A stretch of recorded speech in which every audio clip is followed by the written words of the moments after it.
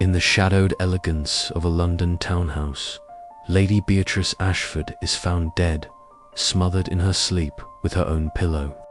A missing sapphire brooch, a trembling nurse, a charming grandson with debts, a fastidious lawyer hiding secrets, and a brooding chauffeur with a grudge hitch holds a piece of the puzzle.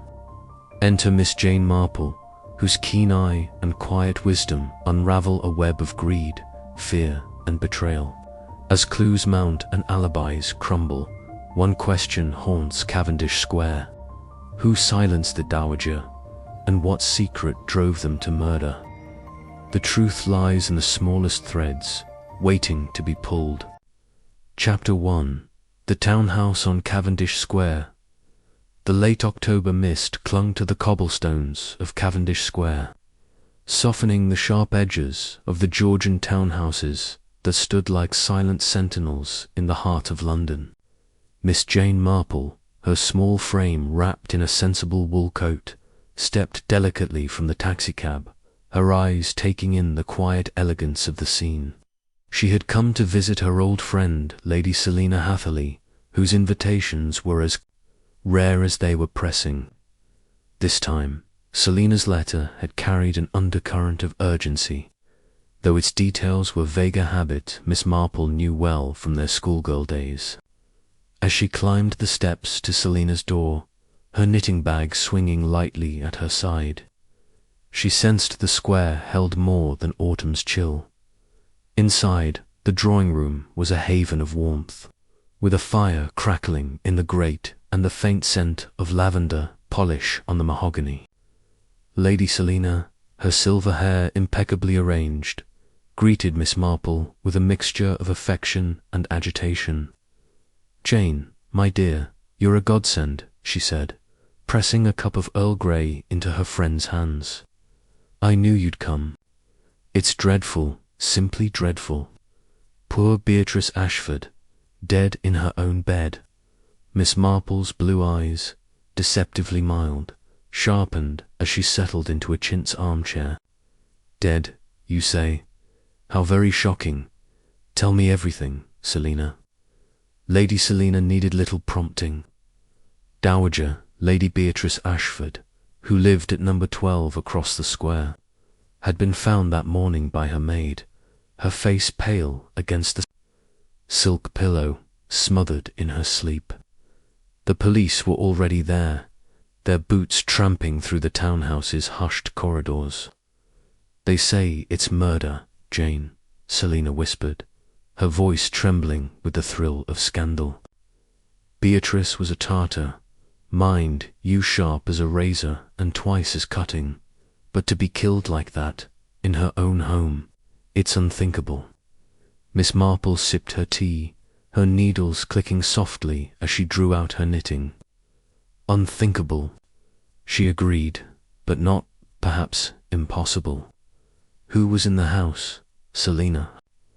Selina leaned forward, her eyes bright with the gossip she'd gleaned from her maid, who had a cousin in service at number 12. There was Roland Ashford, Beatrice's grandson, a handsome young man with a taste for fast cars and faster debts. Nurse Evelyn Carter, who tended to the Dowager's rheumatism and endured her endless complaints. Mr Gerald Winthrop, the lawyer, a dry stick of a man who managed Beatrice's fortune with a nervous hand, and Thomas Drake, the chauffeur, a rough sort who'd been heard muttering against his employer after a recent row.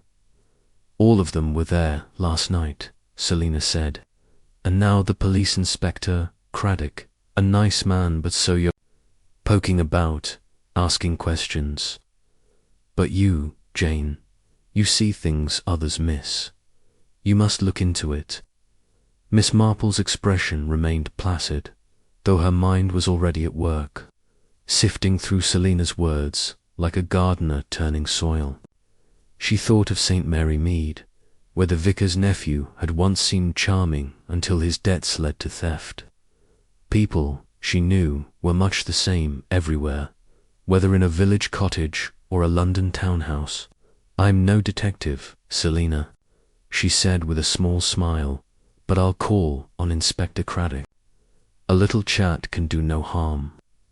Selina clapped her hands, delighted, but Miss Marple's thoughts were elsewhere, circling the image of a woman silenced in her sleep, her secrets locked in the grand house across the square. An hour later, Miss Marple crossed Cavendish Square, her umbrella raised against a sudden drizzle. Number 12 loomed before her, its black door flanked by polished brass. A constable stood guard, his face impassive, but he stepped aside when she mentioned Inspector Craddock. Inside, the hall was all marble and mirrors, though the air carried a chill that no chandelier could dispel. Inspector Craddock, a tall man, with a kind but weary face, greeted her with a mix of respect and curiosity. "Miss Marple," he said, "Lady Selina spoke of you. I'm not sure what you can do, but I'm glad of any help. It's a nasty business." He led her to the drawing room, where the 4 suspects waited, their faces a gallery of unease. Roland Ashford lounged by the window, his tie slightly askew, his smile too bright for the occasion. Nurse Carter stood stiffly, her hands clasped, her grey eyes avoiding scrutiny. Mr Winthrop adjusted his spectacles, his fingers betraying a faint tremor. Thomas Drake, broad-shouldered and sullen, leaned against the mantel, his cap twisting in his hands.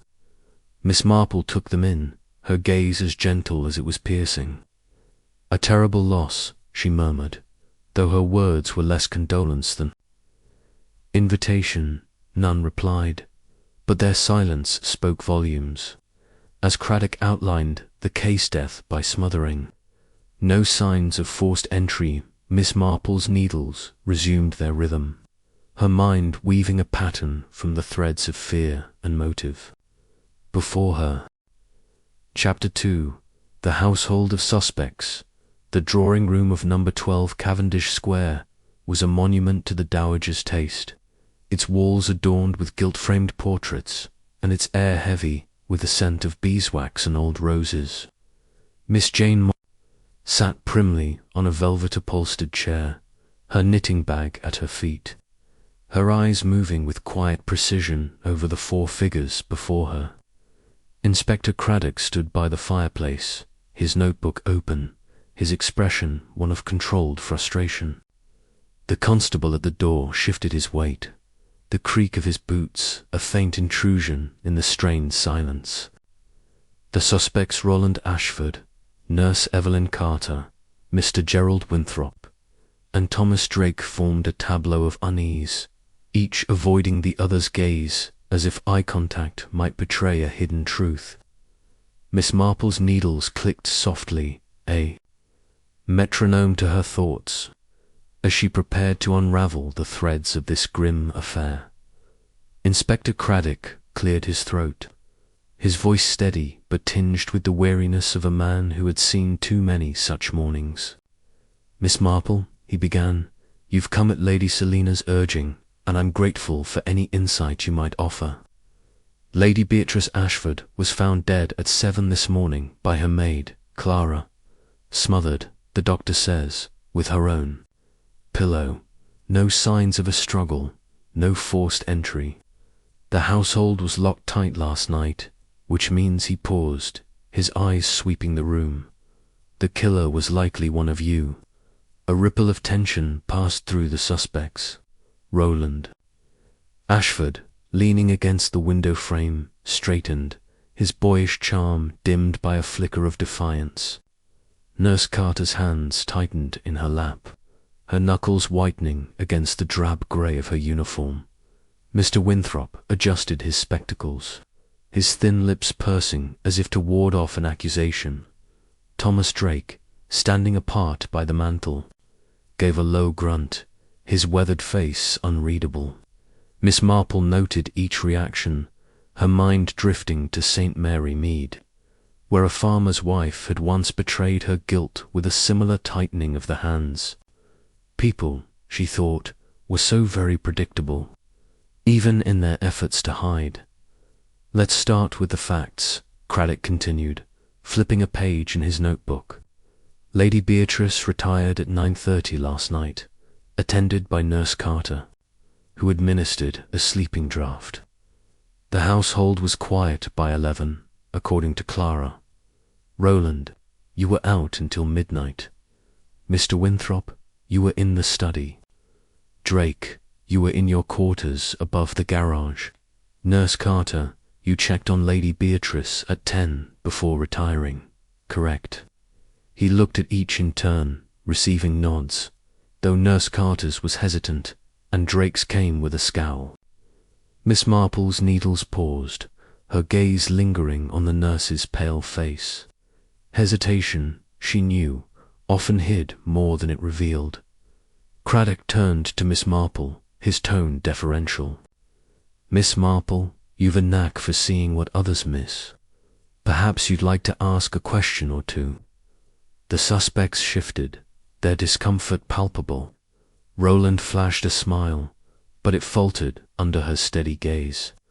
Miss Marple inclined her head, her voice gentle but laced with purpose. Thank you, Inspector. I'm merely an old woman with a fondness for patterns. Perhaps, Mr Ashford, you could tell us about your evening. Young men, I find, often have such interesting nights. Roland laughed, a touch too loudly, and ran, a hand through his dark hair. Nothing much to tell, Miss Marple. I was at my club, the Apollo, in Mayfair playing cards with some chaps. Lost a bit, won a bit, you know how it goes. Got back around midnight, let myself in with my key. The house was dark, so I went straight to bed. His tone was casual, but his eyes darted to Craddock, seeking approval. Miss Marple nodded, her expression benign. And Lady Beatrice, did you speak with her yesterday? Roland's smile tightened. Gran was in one of her moods, sharp as ever. We had tea in the afternoon, and she went on about my spending. Said I'd ruined the family name if I didn't pull myself together. Typical stuff, he shrugged, but his fingers toyed with a cufflink, a nervous tick, Miss Marple noted. She thought of young Tommy Pierce in St Mary Mead, whose careless charm had masked a deeper desperation. And did she mention her will? She asked softly. Roland's eyes widened, then narrowed. Not specifically. She was always tinkering with it, though, liked to keep us guessing. Craddock jotted a note, then turned to Nurse Carter. Miss Carter, you were the last to see Lady Beatrice alive. Tell us about your evening.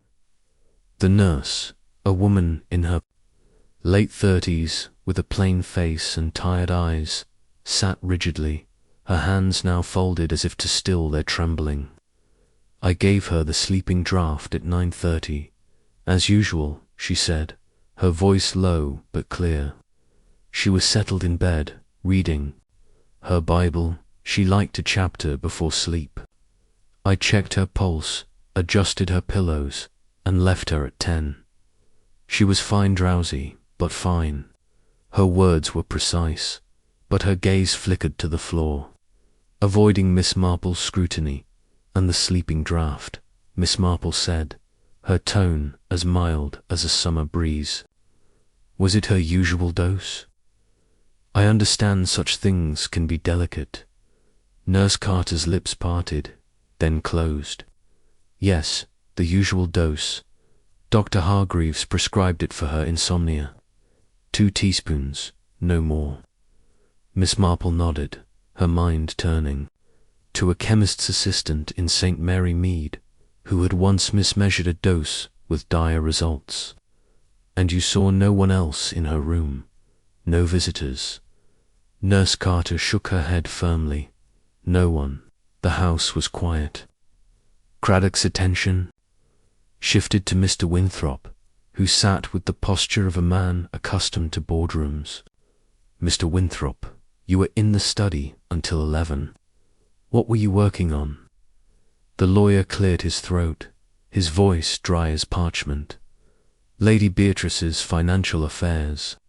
She'd asked me to review her investments. Some bonds were maturing, and she wanted options. I was alone, but Clara brought me coffee at 10, so she can confirm I was there. His precision was almost mechanical, yet Miss Marple detected a faint unease in the way he adjusted his tie. "And her will?" she asked, her voice deceptively casual. "I understand she made changes recently." Winthrop's eyes narrowed. Behind his spectacles. "She did. Lady Beatrice was particular about her legacy. She altered her will last month, reducing Mr Ashford's share in favour of a children's hospital. I advised her on the legalities." Roland's head snapped. Up, his face darkening, but he said nothing. Miss Marple's needles resumed their rhythm, her thoughts circling the lawyer's careful words. In St Mary Mead, a solicitor had once hidden his own interests behind such meticulous answers. "And were you satisfied with her decisions?" she asked. Winthrop blinked. "It was not my place to approve, only to execute her wishes." Finally, Craddock turned to Thomas Drake, whose broad frame seemed out of place amid the room's delicate furnishings. "Drake, you were in your quarters all night. Can anyone confirm that?" The chauffeur's scowl deepened, his hands tightening. On his cap, "No one. I live alone up there. Went to bed after supper, didn't hear a thing till Clara's screaming woke me." His voice was gruff, but Miss Marple caught a note of defensiveness. "And your disagreement with Lady Beatrice?" Craddock pressed. "Clara mentioned a row last week." Drake's jaw tightened. "She sacked my mate, Jimmy, for no good reason. I told her it wasn't fair, and she told me to mind my place. That was that." His eyes met Miss Marple's briefly, then dropped. She thought of a groundskeeper in St Mary Mead, whose temper had flared but never led to violence. "And last night," she said gently, "you saw nothing unusual? No lights, no sounds?" Drake shook his head. "Nothing. The garage is at the back, away from her room." Craddock closed his notebook, his expression unreadable. "That's all for now. You'll remain in the house until we've searched the premises. Miss Marple, a word." He led her to the hall, where the constable stood out of earshot. "What do you make of them?" he asked, his voice low. Miss Marple's eyes twinkled, though her face remained serious. "They're all hiding something, Inspector, as people do. Roland's charm is a mask. Nurse Carter's hands betray her nerves. Winthrop's precision feels rehearsed, and Drake's anger simmers too close to the surface. But which secret led to murder? That's the question." Craddock nodded, his respect for her growing. "We're checking alibis. Roland's club, Winthrop's coffee, Drake's quarters. Nurse Carter's story hinges on the sleeping draft, so I've sent for Dr. Hargreaves. Anything else you'd suggest?" Miss Marple tilted her head, her mind sifting through the mornings. "Observations. The jewellery box in Lady Beatrice's room, did you notice it was ajar? And the back door, was it truly locked? Small things, Inspector, but they often lead to larger truths." Craddock jotted a note, his brow furrowing. "I'll have the door checked, and the jewellery Clara's, making an inventory." As they returned to the drawing-room, Miss Marple paused by a side table, where a photograph of Lady Beatrice stared out from a silver frame. The dowager's face was stern, her eyes piercing, yet there was a vulnerability in the set of her mouth. Miss Marple thought of Mrs. Hargreaves in St. Mary Mead, a woman whose sharp tongue hid a fear of betrayal. She was a lonely woman, wasn't she? She murmured, more to herself than to Craddock. He glanced at her, puzzled, but said nothing. The suspects had dispersed slightly, though none left the room.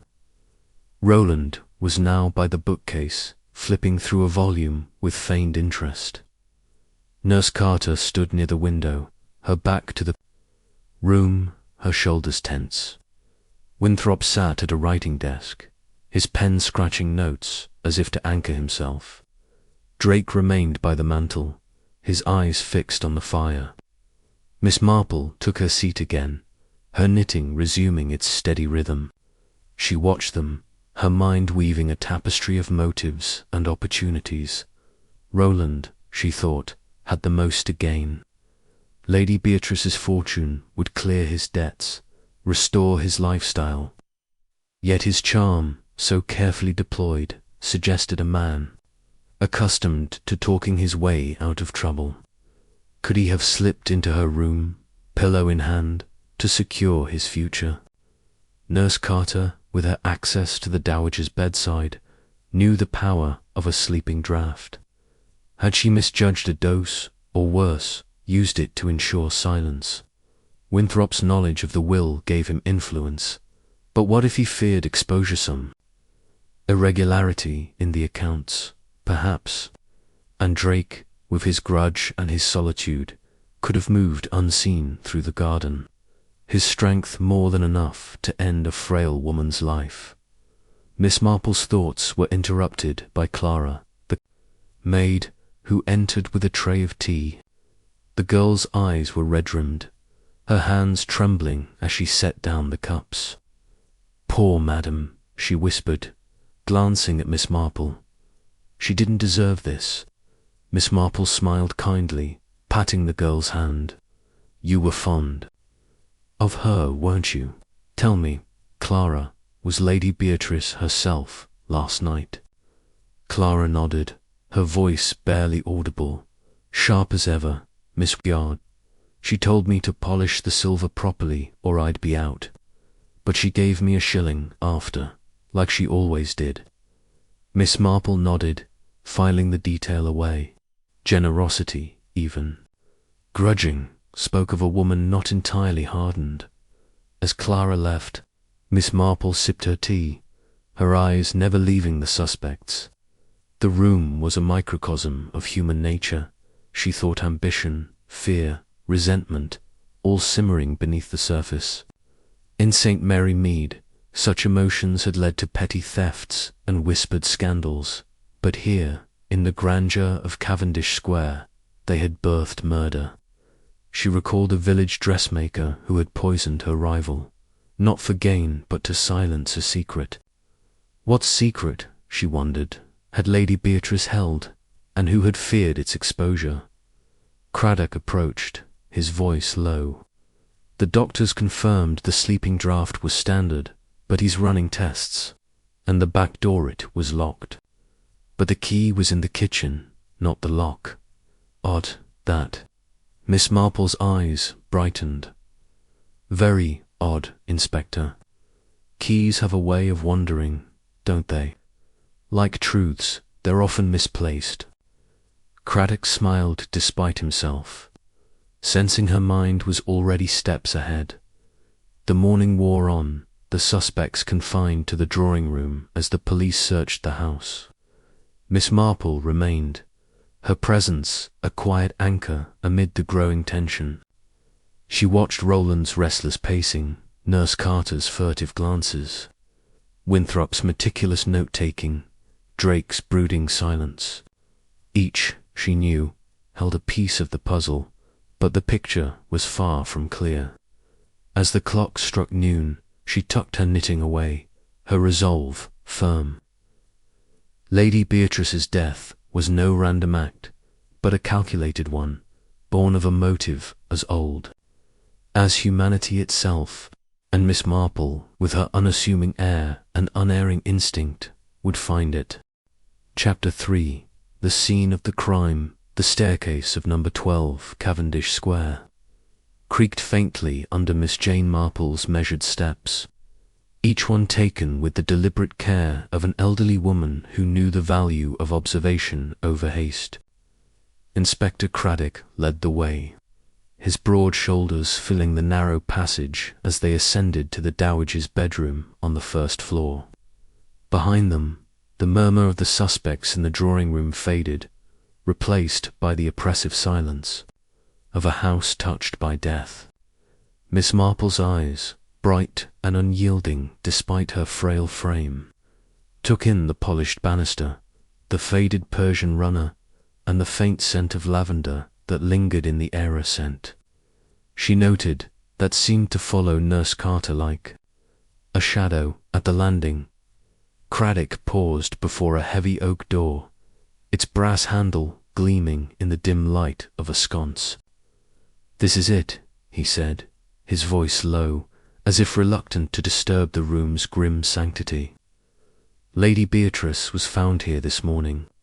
I've kept it as it was, save for the doctor's examination." He pushed the door open, revealing a chamber that seemed frozen in time, its opulence at odds with the tragedy it held. Miss Marple stepped inside, her knitting bag tucked under one arm, her gaze sweeping the room with the precision of a cartographer mapping uncharted land.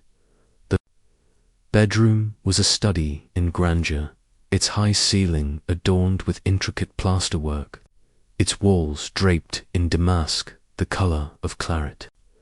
A massive four-poster bed dominated the space, its mahogany frame carved with vines and roses, its canopy of emerald velvet casting a shadow over the scene.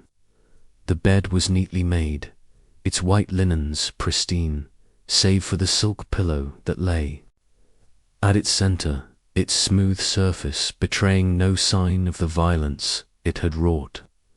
Lady Beatrice's body had been removed, but the imprint of her presence lingered, as tangible as the faint perfume of tuberose that clung to the air. Miss Marple moved closer, her eyes tracing the pillow's contours. "No creases," she murmured, almost to herself. "No signs of struggle. She was deeply asleep, then, or—" Her voice trailed off, her thoughts turning to the sleeping draught Nurse Carter had administered. Craddock nodded, following her gaze. "The doctor thinks she was sedated. The draught was strong, but within the prescribed dose. We're testing it to be sure." Miss Marple's lips pursed slightly, a gesture Craddock was beginning to recognize as a sign of her mind at work. She thought of a St. Mary Mead widow who had once taken too much laudanum, her peaceful sleep mistaken for death until a mirror held to her lips proved otherwise. "A fine line," she said softly, "between sleep and silence." Her attention shifted to the bedside table, a delicate piece of walnut inlaid with mother of. On it sat a crystal glass, empty but for a faint residue of liquid, and a small amber bottle labelled Dr. Hargreaves' sleeping draught. A silver-framed photograph of a young man Roland, she presumed, stood beside a leather-bound Bible, its pages marked with a ribbon. Miss Marple leaned closer, noting the bottle's stopper was slightly askew, as if hastily replaced. "Careless," she said, her voice barely audible, or hurried. Craddock made a note, his pencil scratching in the quiet. The room's other furnishings drew her eye, a rosewood dressing table cluttered with silver-backed brushes and a porcelain powder box, a wardrobe that loomed like a sentinel, and a pair of heavy velvet curtains drawn back to reveal a tall window overlooking the square. Miss Marple crossed to the window, her steps silent on the thick Obeson carpet. The sash was locked, its brass catch secure, but she peered through the glass, noting the narrow balcony beyond and the garden path below, its gravel faintly disturbed. "The back door, Inspector," she said, turning to Craddock. "You mentioned a key misplaced. Could someone have entered from the garden?" Craddock frowned, considering. "The door was locked when we arrived, but the key was in the kitchen, not the lock. It's possible someone used it and returned it after." We're dusting for prints. Miss Marple nodded, her mind picturing a figure moving through the dark, their steps as careful as her own. She recalled a poacher in St. Mary, Mead, who had slipped through a manor's garden unseen, his boots leaving no trace but a single broken twig. The garden path, she said. You might look for footprints, Inspector. Gravel can be telling. Her gaze fell next on the jewellery box, a lacquered affair inlaid with ivory perched on the dressing table. Its lid was slightly ajar, revealing a glimpse of pearls and a ruby brooch within. Miss Marple approached, her fingers hovering but not touching. Curious, she said, her tone deceptively mild. A thief might have taken these, yet they remain. Or perhaps, she tilted her head, her eyes narrowing. Perhaps they took only what they could carry unnoticed. Craddock joined her, peering into the box.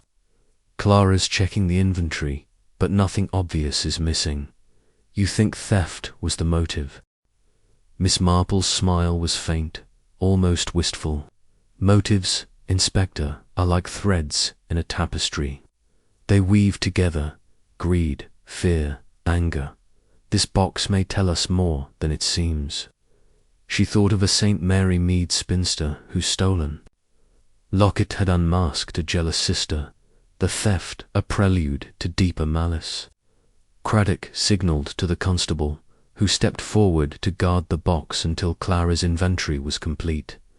The room's stillness was broken by a faint knock, and Clara herself appeared, her face pale and her apron twisted in her hands. "Beg pardon, sir," she said to Craddock, her voice trembling. "I've checked the jewels, like you asked. There's a sapphire brooch gone one Lady Beatrice wore often. I didn't notice till now." Craddock's eyes sharpened, and he turned to Miss Marple, who nodded almost imperceptibly. "Thank you, Clara," he said. "Stay close in case we need you." The maid bobbed a curtsy and retreated, her footsteps fading down the corridor. Miss Marple returned to the bed, her eyes lingering on the pillow. A sapphire brooch, she mused. Valuable, yet small enough to slip into a pocket. And this pillow so neatly placed. The killer was calm, Inspector, or wished to appear so. She thought of a village seamstress who had smoothed a quilt over her crime, her composure a mask for panic. Craddock rubbed his chin, his frustration evident. No struggle, no noise, and a locked house. It's as if the killer knew exactly what they were doing. "Indeed," Miss Marple said, her voice soft but firm. "And they knew Lady Beatrice's her habits, her room, her vulnerabilities. This was no stranger's work."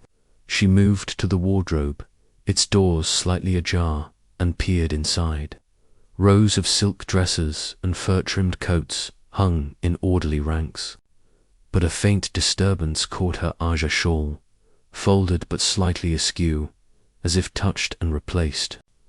"Someone was here," she said, pointing to the shawl.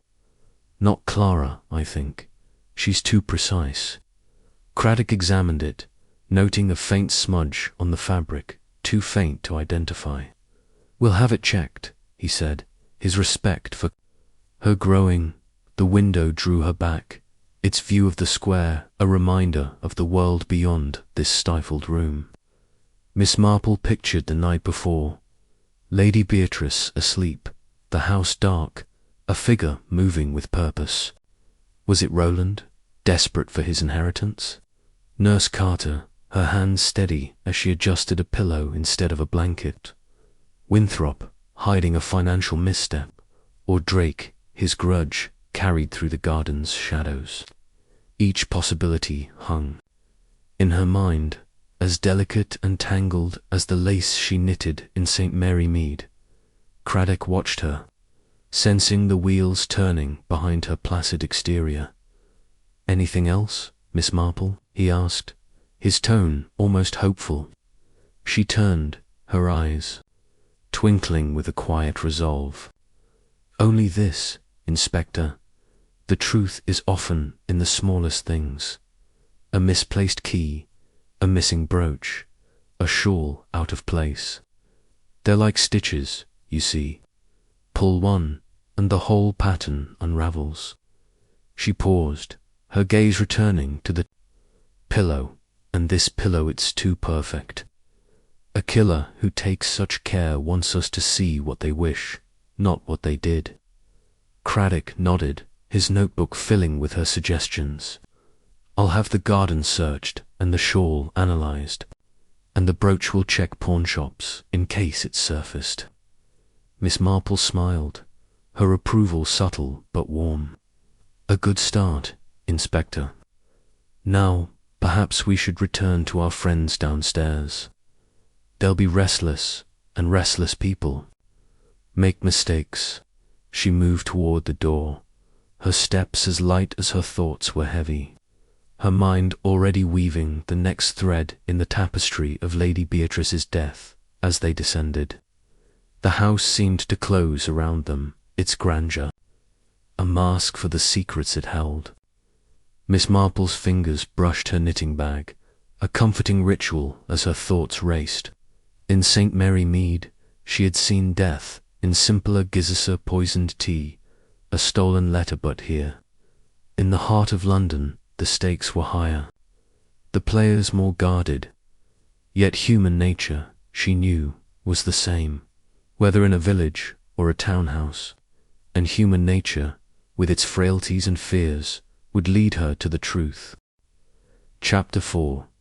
The grandson's Alabitha drawing-room of number 12 Cavendish Square had grown stifling by mid-afternoon, its heavy curtains trapping the day's waning light and the weight of unspoken accusations.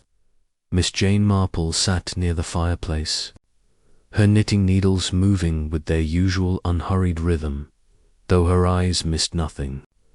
The suspects, confined to the room under Inspector Craddock's orders, shifted restlessly. Roland Ashford paced by the bookcase. Nurse Evelyn Carter stared out the window. Mr Gerald Winthrop scribbled in a ledger, and Thomas Drake glowered. From a corner, his cap crumpled in his fist. The air was thick with tension, each glance between them a silent probe for weakness. Miss Marple, outwardly serene, felt the undercurrents of fear and calculation, her mind sifting through the morning's revelations like a jeweller examining flawed gems. Inspector Craddock returned from a brief consultation with his sergeant, his face etched with the strain of a case that refused to yield easy answers. He carried a fresh notebook page, its edges already curling from hasty notes. "Mr Ashford," he said, his voice cutting through the room's unease, "we need to go over your movements again. You claim you were at the Apollo Club until midnight. Let's have the details, every moment, every person you saw." His tone was firm but not unkind, a balance Miss Marple admired. She had seen less skilled officers blunder with aggression, scattering truths like startled birds. Roland Ashford stopped pacing, his lean frame turning with a practiced grace that bordered on theatrical. His dark hair was slightly tousled, his tie loosened, giving him the air of a man caught in a storm but determined to charm his way through it. "Really, Inspector," he said, flashing a smile that didn't reach his eyes, "I've told you all there is. The Apollo's my usual haunt cards, drinks, good company. I was there from 8 till midnight, then came straight home. Let myself in, went to bed. Nothing sinister about it." His voice was light, but Miss Marple noted the way his fingers toyed with a cufflink, a nervous habit she had seen in a St. Mary Mead shopboy who lied about a stolen watch. Craddock consulted his notes, his brow furrowing. "You mentioned playing cards. Who with, and what time did you leave them?" Roland leaned against the bookcase, his posture casual but his eyes wary. Fellows, I know Harry Vaughan, Reggie Poole, and a chap called Miles, don't know his surname. We played bridge till about 11:30, then I had a whiskey at the bar and left. Got a cab home, asked the barman, he'll remember me. His confidence was almost convincing, but Miss Marple's needles paused, her mind catching on the word almost. In St Mary Mead, a young man's bravado had crumbled when his alibi's timing faltered by a mere half-hour. Craddock pressed on, his pencil poised. And these men Vaughan, Poole, Miles they confirmed the exact times. You left the card table at 11:30, you say, but didn't leave the club until midnight. What did you do in that half-hour besides drink? Roland's smile flickered, a crack in his polished facade. Chatted, smoked a cigarette, settled my tab. You know how clubs are, Inspector Time slips away. He glanced at Miss Marple, as if seeking an ally, but her expression remained placid, her eyes as unyielding as the steel in her needles. Miss Marple spoke, her voice soft, but carrying the weight of intent. Mr Ashford, you must forgive Anne. Old woman's curiosity, but I wonder about your grandmother's mood yesterday. You mentioned tea with her and her. Concerns about your spending. Was there anything else? A disagreement, perhaps, or a promise? Her question was gentle, but its precision made Roland's jaw tighten. He straightened, his charm giving way to a flash of irritation. Gran was always on about money. Said I was frittering away the family fortune, threatened to tie up my inheritance in some trust. I told her I'd sort myself out, but she never listened. That was its same old row, nothing new. Miss Marple nodded, her needles resuming their rhythm. And yet, she said, almost to herself, such rows can leave a mark, can't they? Especially when money is involved. She thought of a St Mary Mead, farmer's son, whose father's threats to disinherit him had led to a desperate act in a moonlit barn. Roland's eyes narrowed, but he said nothing, his silence louder than his earlier protests. Craddock made a note, his expression unreadable. We'll check with the Apollo Club, he said. Vaughan, Poole, Miles, the barman. If your story holds, you've nothing to worry about. As Craddock moved to question Nurse Carter, Miss Marple's attention lingered on Roland. His alibi, she thought, was plausible but porous, like a net with holes just wide enough for doubt to slip through. The Apollo Club was a gentleman's refuge, its staff discreet, its patrons loyal to their own. A barman might confirm Roland's presence, but could he swear to the exact minute of his departure, and that half-hour gappy 11:30 to midnight? At her, a blank space in a narrative too neatly rehearsed. She recalled a St Mary Mead postman who claimed to be at the pub when he was elsewhere, his alibi undone by a barmaid's sharp memory. Craddock turned to the room, his voice firm. While we verify Mr Ashford's story, I want to revisit the household's movements. Miss Carter, you left Lady Beatrice at 10, correct? Nurse Carter, still by the window, turned, her grey eyes guarded. Yes, Inspector. She was drowsy, settling for the night. I locked her door, as she liked, and went to my room. Her voice was steady, but Miss Marple noted the faint tremor in her hands, now clasped tightly before her. And the key? Miss Marple asked, her tone as mild as a summer breeze. Where did you leave it? Nurse Carter hesitated, a fraction of a second too long. In the kitchen, on the hook by the door. It's where we keep the spares. Craddock's eyes sharpened, and he exchanged a glance with Miss Marple, who nodded almost imperceptibly. The misplaced key, found in the kitchen but not in its lock, was a thread she had tugged at earlier, and now it seemed to lead somewhere. "We'll come back to that," Craddock said, his tone neutral but his mind clearly turning. Miss Marple's gaze drifted to the photograph on the mantel. A younger Lady Beatrice with Roland as a boy, his grin wide and untroubled. The dowager's face was stern but proud, a woman who had ruled her world with an iron will. Money, Miss Marple knew, was a powerful motive, and Roland's debts were no secret. Lady Selina had mentioned his gambling losses, his creditors circling like vultures. Had he seen his grandmother's death as a way out, a pillow pressed in the dark to secure his future? Or was his charm, so carefully wielded, merely a shield for lesser sins?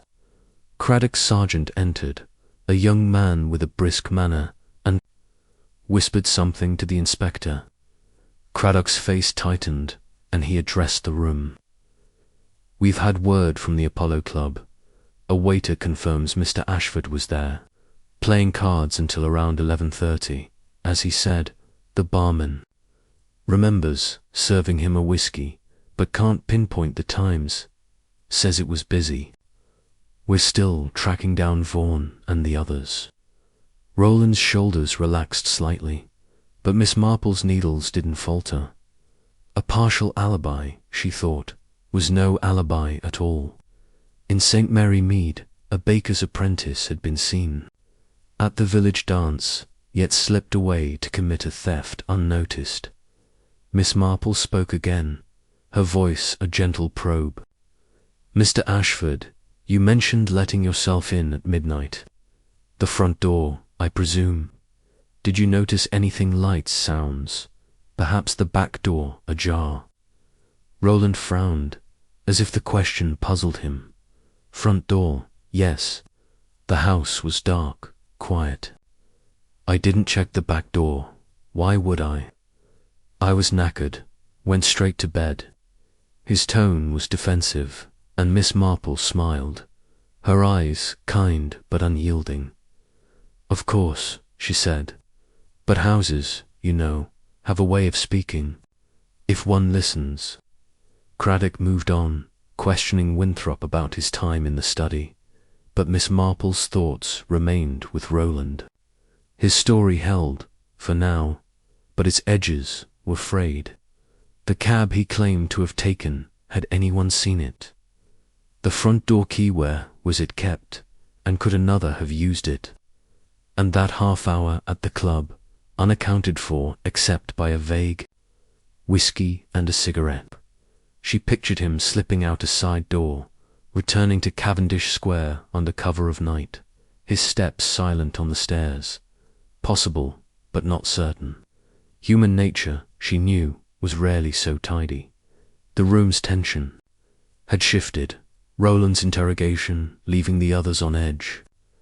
Nurse Carter's gaze darted to the door, as if longing to escape. Winthrop's pen scratched faster, his ledger a shield against scrutiny. Drake's scowl deepened, his silence a wall. Miss Marple watched them all, her mind weaving a pattern. From their fears. Roland's alibi, she thought, was the first thread to test, but others weighted Nurse Carter's trembling hands. Winthrop's nervous precision, Drake's buried anger. Each held a secret, and secrets, like stitches, could unravel with a single pull. As Craddock continued his questions, Miss Marple tucked her knitting away, her resolve as firm as the oak of the dowager's bed. Roland Ashford was no fool, but neither was she. In St Mary Mead, she had seen through charmers and liars, their masks slipping under the weight of truth. Here, in the shadowed elegance of Cavendish Square, she would do the same, one quiet question at a time. Chapter 5. The Nurse's Secret. The late afternoon light filtered through the drawing-room's heavy curtains at number 12 Cavendish Square, casting long shadows that seemed to mirror the growing unease among its occupants. Miss Jane Marple sat in her usual corner, her knitting needles a quiet counterpoint to the room's tension, their steady click a reminder that time like truth, moved inexorably forward. The suspects Rowland Ashford, Nurse Evelyn Carter, Mr. Gerald Winthrop, and Thomas Drake remained under Inspector Craddock's watchful eye, their earlier restlessness now tinged with a weary resignation. The air was thick with the scent of old roses and unspoken fears, each suspect a thread in the tangled skein Miss Marple was determined to unravel. Inspector Craddock stood by the mantel, his notebook worn from constant use, his face a study in controlled frustration. The morning's revelations, the missing sapphire brooch, the misplaced key. Rowland's porous alibi had tightened the net around the household, but no single thread had yet led to the killer. He turned his attention to Nurse Evelyn Carter, who sat rigidly near the window, her grey uniform as severe as her expression. Her hands, clasped tightly in her lap, betrayed a faint tremor, a detail Miss Marple had noted earlier and now watched with renewed interest. In St. Mary Mead, a nervous housemaid had once betrayed her theft with such hands, her guilt written in the smallest gestures. "Miss Carter," Craddock began, his voice firm but measured, "we need to revisit your account of last night. You were the last to see Lady Beatrice alive, and you had access to her room, her sleeping draught, and her jewellery. A sapphire brooch is missing, and you were responsible for her care. Let's go through it again, every detail." His tone carried a weight that made Nurse Carter's eyes flicker, though she met his gaze with a semblance of calm. Miss Marple's needles slowed, her attention sharpening like a lens focusing on a distant object. Nurse Carter straightened, her voice low but steady. "I've told you, Inspector. I gave Lady Beatrice her sleeping draught at 9 teaspoons, as prescribed. She was in bed, reading her Bible, as she did most nights. I checked her pulse, fluffed her pillows, and locked her door at her request. I left at 10, went to my room, and stayed there until Clara's screams woke me. This morning."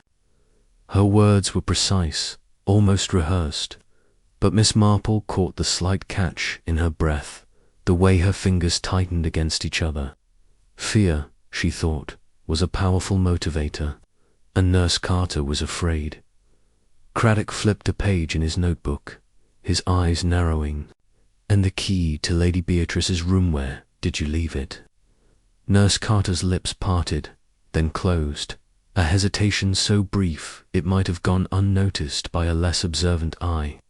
"On the hook in the kitchen, with the other spares," she said. "It's where I always left it."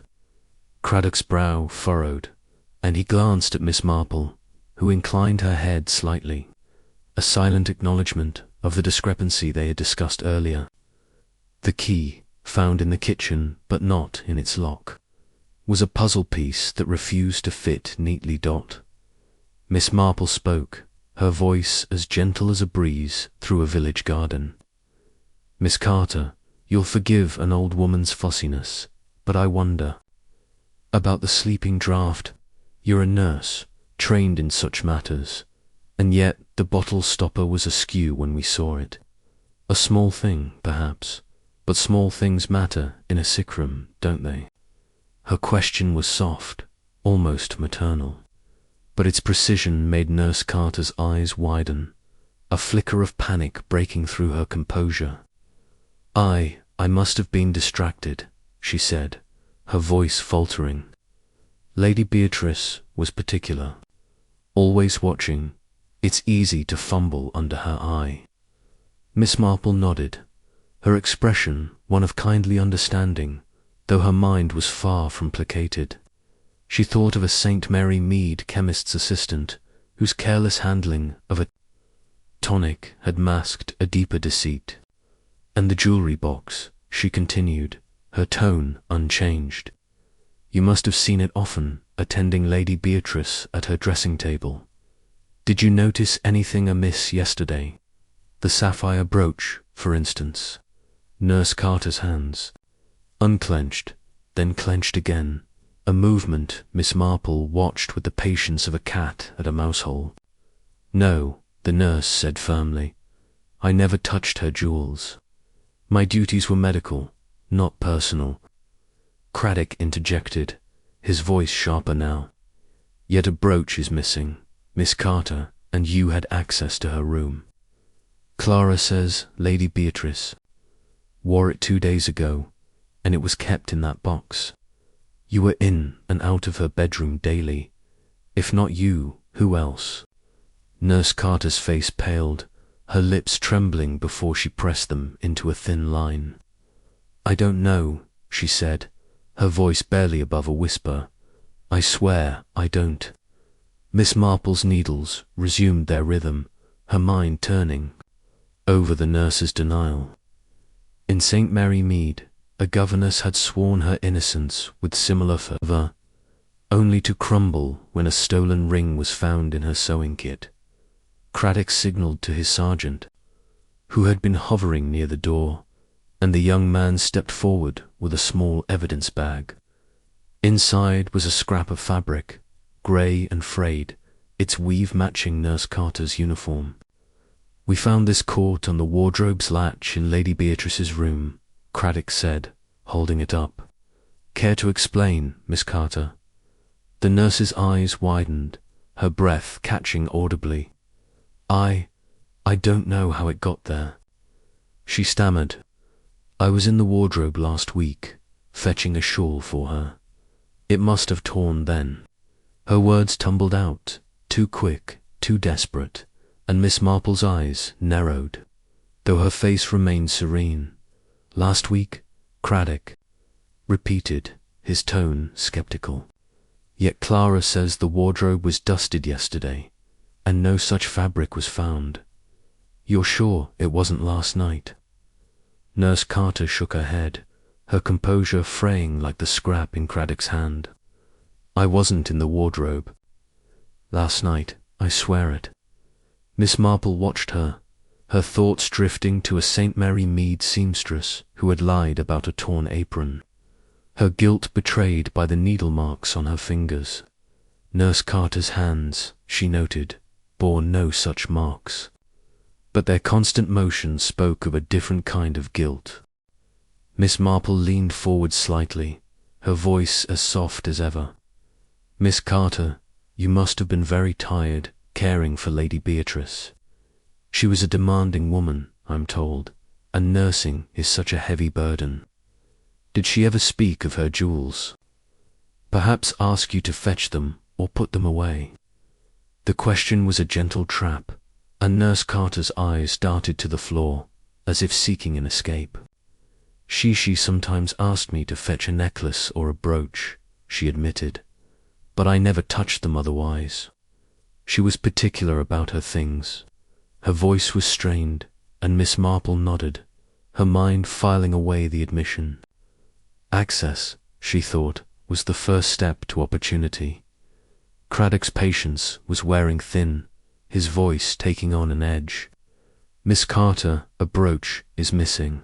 A scrap of your uniform is found in the crime scene, and you were the last person in that room. If you know something, now's the time to say it." Nurse Carter's head snapped up, her eyes flashing with a sudden defiance. "I've told you everything. I cared for her day and night, and got nothing but complaints. If I'd wanted to steal, I'd have taken more than a brooch." Her outburst hung in the air, a crack in her carefully constructed facade, and Miss Marple's needles paused, her mind seizing on the word more. The room's other occupants stirred, their attention drawn by the nurse's vehemence. Roland, lounging by the bookcase, raised an eyebrow, his earlier unease replaced by a flicker of interest. Winthrop's pen stopped, his spectacles glinting as he glanced at Nurse Carter. Drake, still in his corner, gave a low grunt, his expression unreadable. Miss Marple watched them all, her mind weaving their reactions into the pattern she was building. Nurse Carter's slip, she thought, was a thread worth tugging, but not yet. Patience, as she had learned in St. Mary Mead, was the key to unravelling human nature. Craddock pressed on, his voice relentless. If not the brooch, then what? You had access, opportunity, and motively Beatrice wasn't an easy patient, and you've admitted to handling her jewels. What aren't you telling us? Nurse Carter's defiance crumbled, her shoulders sagging as she buried her face in her hands. I didn't kill her, she whispered, her voice muffled. I didn't take the brooch. I just wanted to be free of her.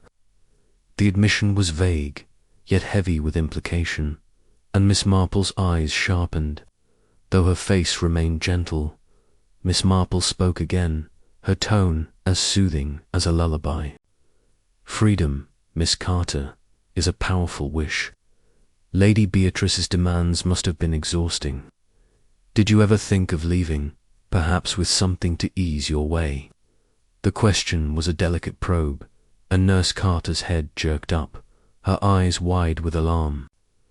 I never stole anything, she said, her voice rising. I thought about leaving, yes, who wouldn't? But I stayed. I did my duty. Her words were fervent, but Miss Marple's mind caught on the word thought. In St. Mary Mead, a parlourmaid had thought about stealing, only to act when temptation grew too strong.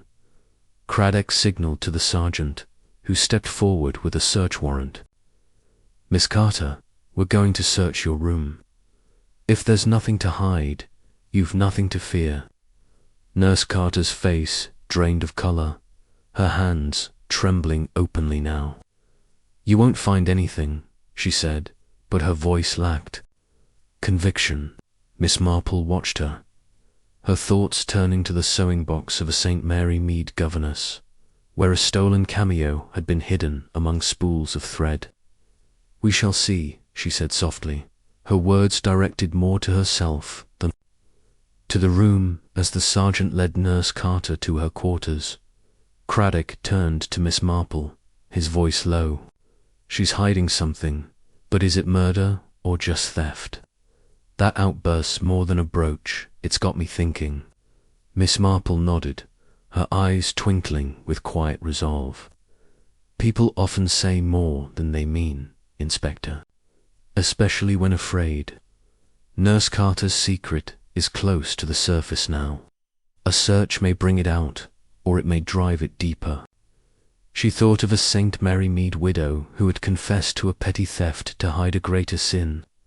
Her guilt a layered thing, like the quilts she sewed. The room settled into an uneasy silence, the remaining suspects exchanging glances that spoke of their own fears.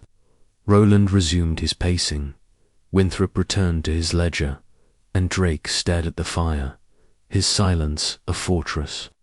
Miss Marple's needles resumed their rhythm, her mind weaving the nurse's words, her tremor, her slip, into the tapestry of the case.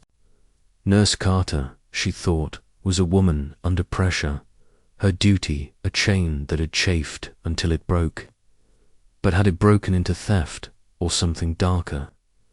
The answer, Miss Marple knew, lay in the small things: a scrap of fabric, a missing brooch.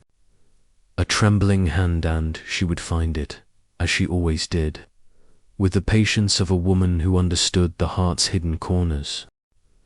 Chapter 6. The lawyer's ledger, the drawing-room of number 12 Cavendish Square, had taken on a weary air as evening approached, its grandeur dimmed by the weight of suspicion that pressed upon its occupants. The fire in the grate crackled fitfully, casting flickering shadows across the damask walls, where portraits of Ashford ancestors seemed to watch with silent judgment. Miss Jane Marple sat in her accustomed corner, her knitting needles moving with their steady, almost hypnotic rhythm, though her eyes were as sharp as ever, missing nothing. The suspects Roland Ashford, Mr Gerald Winthrop, and Thomas Drake remained under Inspector Craddock's watchful gaze. their earlier agitation now tempered by a grim acceptance of their confinement. Nurse Evelyn Carter had not yet returned. From the search of her room, and her absence hung like a question mark over the proceedings. Inspector Craddock stood by the mantel, his notebook now a tattered companion, its pages filled with the morning's revelations and contradictions. The missing sapphire brooch, the scrap of Nurse Carter's uniform, and Roland's half-verified alibi had tightened the circle of suspicion. But the truth remained elusive, like a shadow that shifted just out of reach.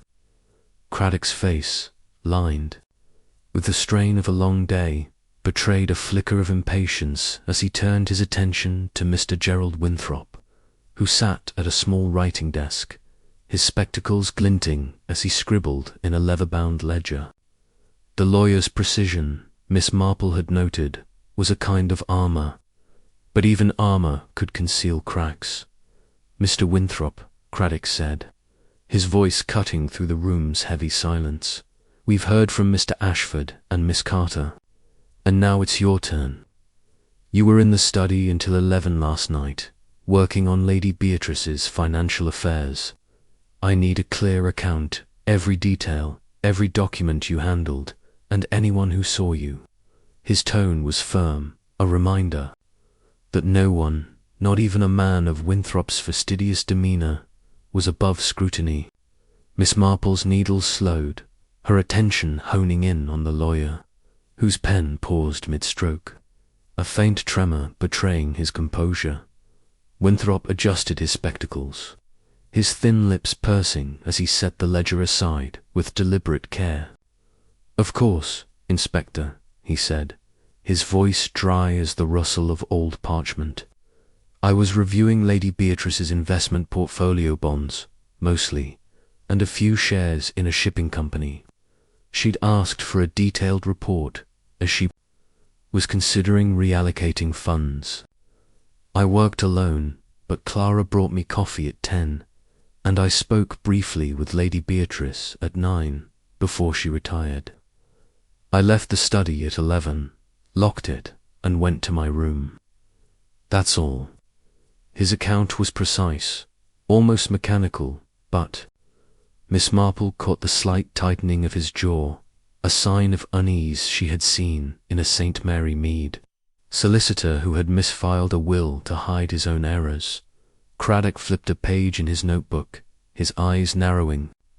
"You spoke with Lady Beatrice at 9. About what, exactly?" Winthrop's fingers twitched, a fleeting movement that might have gone unnoticed by a less observant eye. "Her will," he admitted, his voice measured. "She'd made changes. Last month, as I mentioned, reducing Mr Ashford's inheritance in favour of a children's hospital. She wanted to discuss further adjustments, nothing finalised, just ideas." Roland, lounging by the bookcase, stiffened, his earlier nonchalance replaced by a flash of resentment, though he said nothing. Miss Marple's needles resumed their rhythm, her mind filing away the lawyer's careful phrasing. Ideas, she thought, could be as dangerous as actions in a house like this. Miss Marple spoke, her voice as gentle as a village breeze, but with a precision that belied her frail appearance. "Mr Winthrop, you must have known Lady Beatrice's affairs intimately. Managing her fortune as you did, were her investments sound, or was there, perhaps, some concern that troubled her?" Her question was deceptively simple, but its intent was clear, and Winthrop's eyes flickered behind his spectacles, a momentary lapse in his polished facade. "Her investments were sound," he said firmly. "I ensured that. She was cautious, always demanding detailed reports. There was no trouble, only her usual vigilance." His words were confident, but Miss Marple noted the way his hands strayed to the ledger, as if anchoring himself to its pages. Craddock pressed on, his tone sharpening. "And this ledger you're working on now, is it the same one from last night?" "May I see it?" Winthrop's face tightened, a flash of reluctance crossing his features before he nodded. It's a summary of her accounts, yes. You're welcome to examine it. He slid the ledger across the desk, its pages filled with neat columns of figures and annotations. Craddock leafed through it, his brow furrowing as he scanned the entries. These are dated up to yesterday, he said. You were working on this after Lady Beatrice's death. Why the urgency? Winthrop cleared his throat, his voice steady but strained. Habit, Inspector. I find order in numbers, especially in times of chaos. Miss Marple leaned forward slightly, her eyes twinkling with quiet curiosity.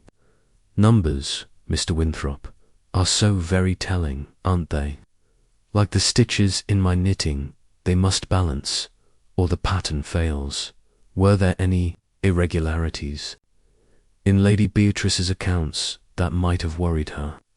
Her question was a gentle probe, but its weight made Winthrop's fingers twitch again. A gesture Miss Marple watched with the patience of a St Mary Mead gardener waiting for a seedling to break ground. No irregularities, he said, his voice a touch too sharp. Her finances were in order, as I've said. I'd stake my reputation on it. Miss Marple nodded, her expression one of kindly understanding, though her mind was far from satisfied. Reputations, she knew, were fragile things, easily tarnished by a single misstep. Craddock handed the ledger to his sergeant, who had returned from Nurse Carter's room and now stood by the door, his face impassive. Have this checked by our financial expert, Craddock said, his eyes never leaving Winthrop. Every entry, every transaction. If there's anything amiss, we'll find it. Winthrop's lips thinned, but he said nothing, his silence a wall that Miss Marple found as revealing as his words. She thought of a St Mary Mead accountant who had hidden a client's losses behind meticulous records, his guilt betrayed by the faintest smudge on a balance sheet. The sergeant's return from Nurse Carter's room had brought no immediate news, though his whispered report to Craddock suggested the search was ongoing. Miss Marple's thoughts lingered on the nurse, whose absence felt like a missing note in a familiar tune. The scrap of her uniform, the missing brooch, her trembling hands all pointed to a secret, but whether it was theft or something darker remained unclear. Winthrop's ledger, she thought, might hold a different kind of secret, one buried in numbers rather than fabric. She recalled a St Mary Mead vicar who had skimmed from the church fund, his ledgers flawless until a single entry betrayed him.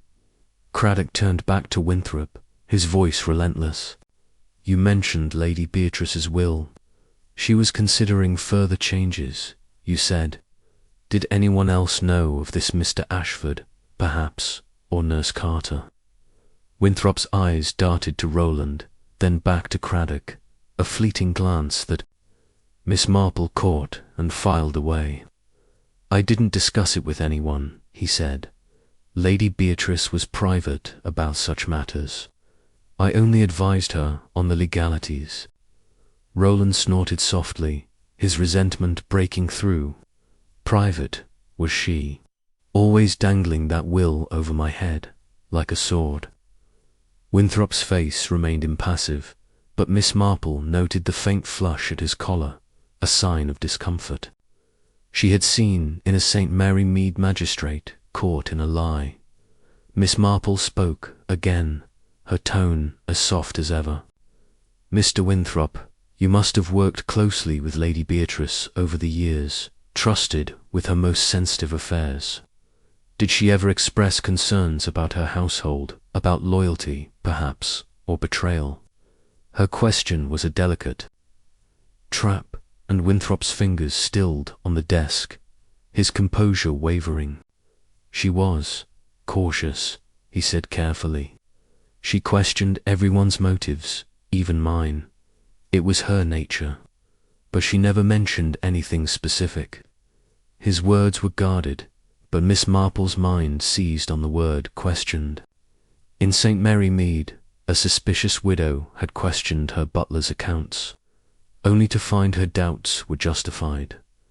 Craddock's sergeant returned, his face grim as he handed Craddock a small envelope. The inspector opened it, revealing a single sheet of paper receipt. Miss Marple guessed, from the way Craddock's eyes narrowed as he read it. "Mr Winthrop," he said, his voice low but firm, "we found this in your room, tucked inside a book. It's a receipt for a payment to a private investigator, dated last week. Care to explain?"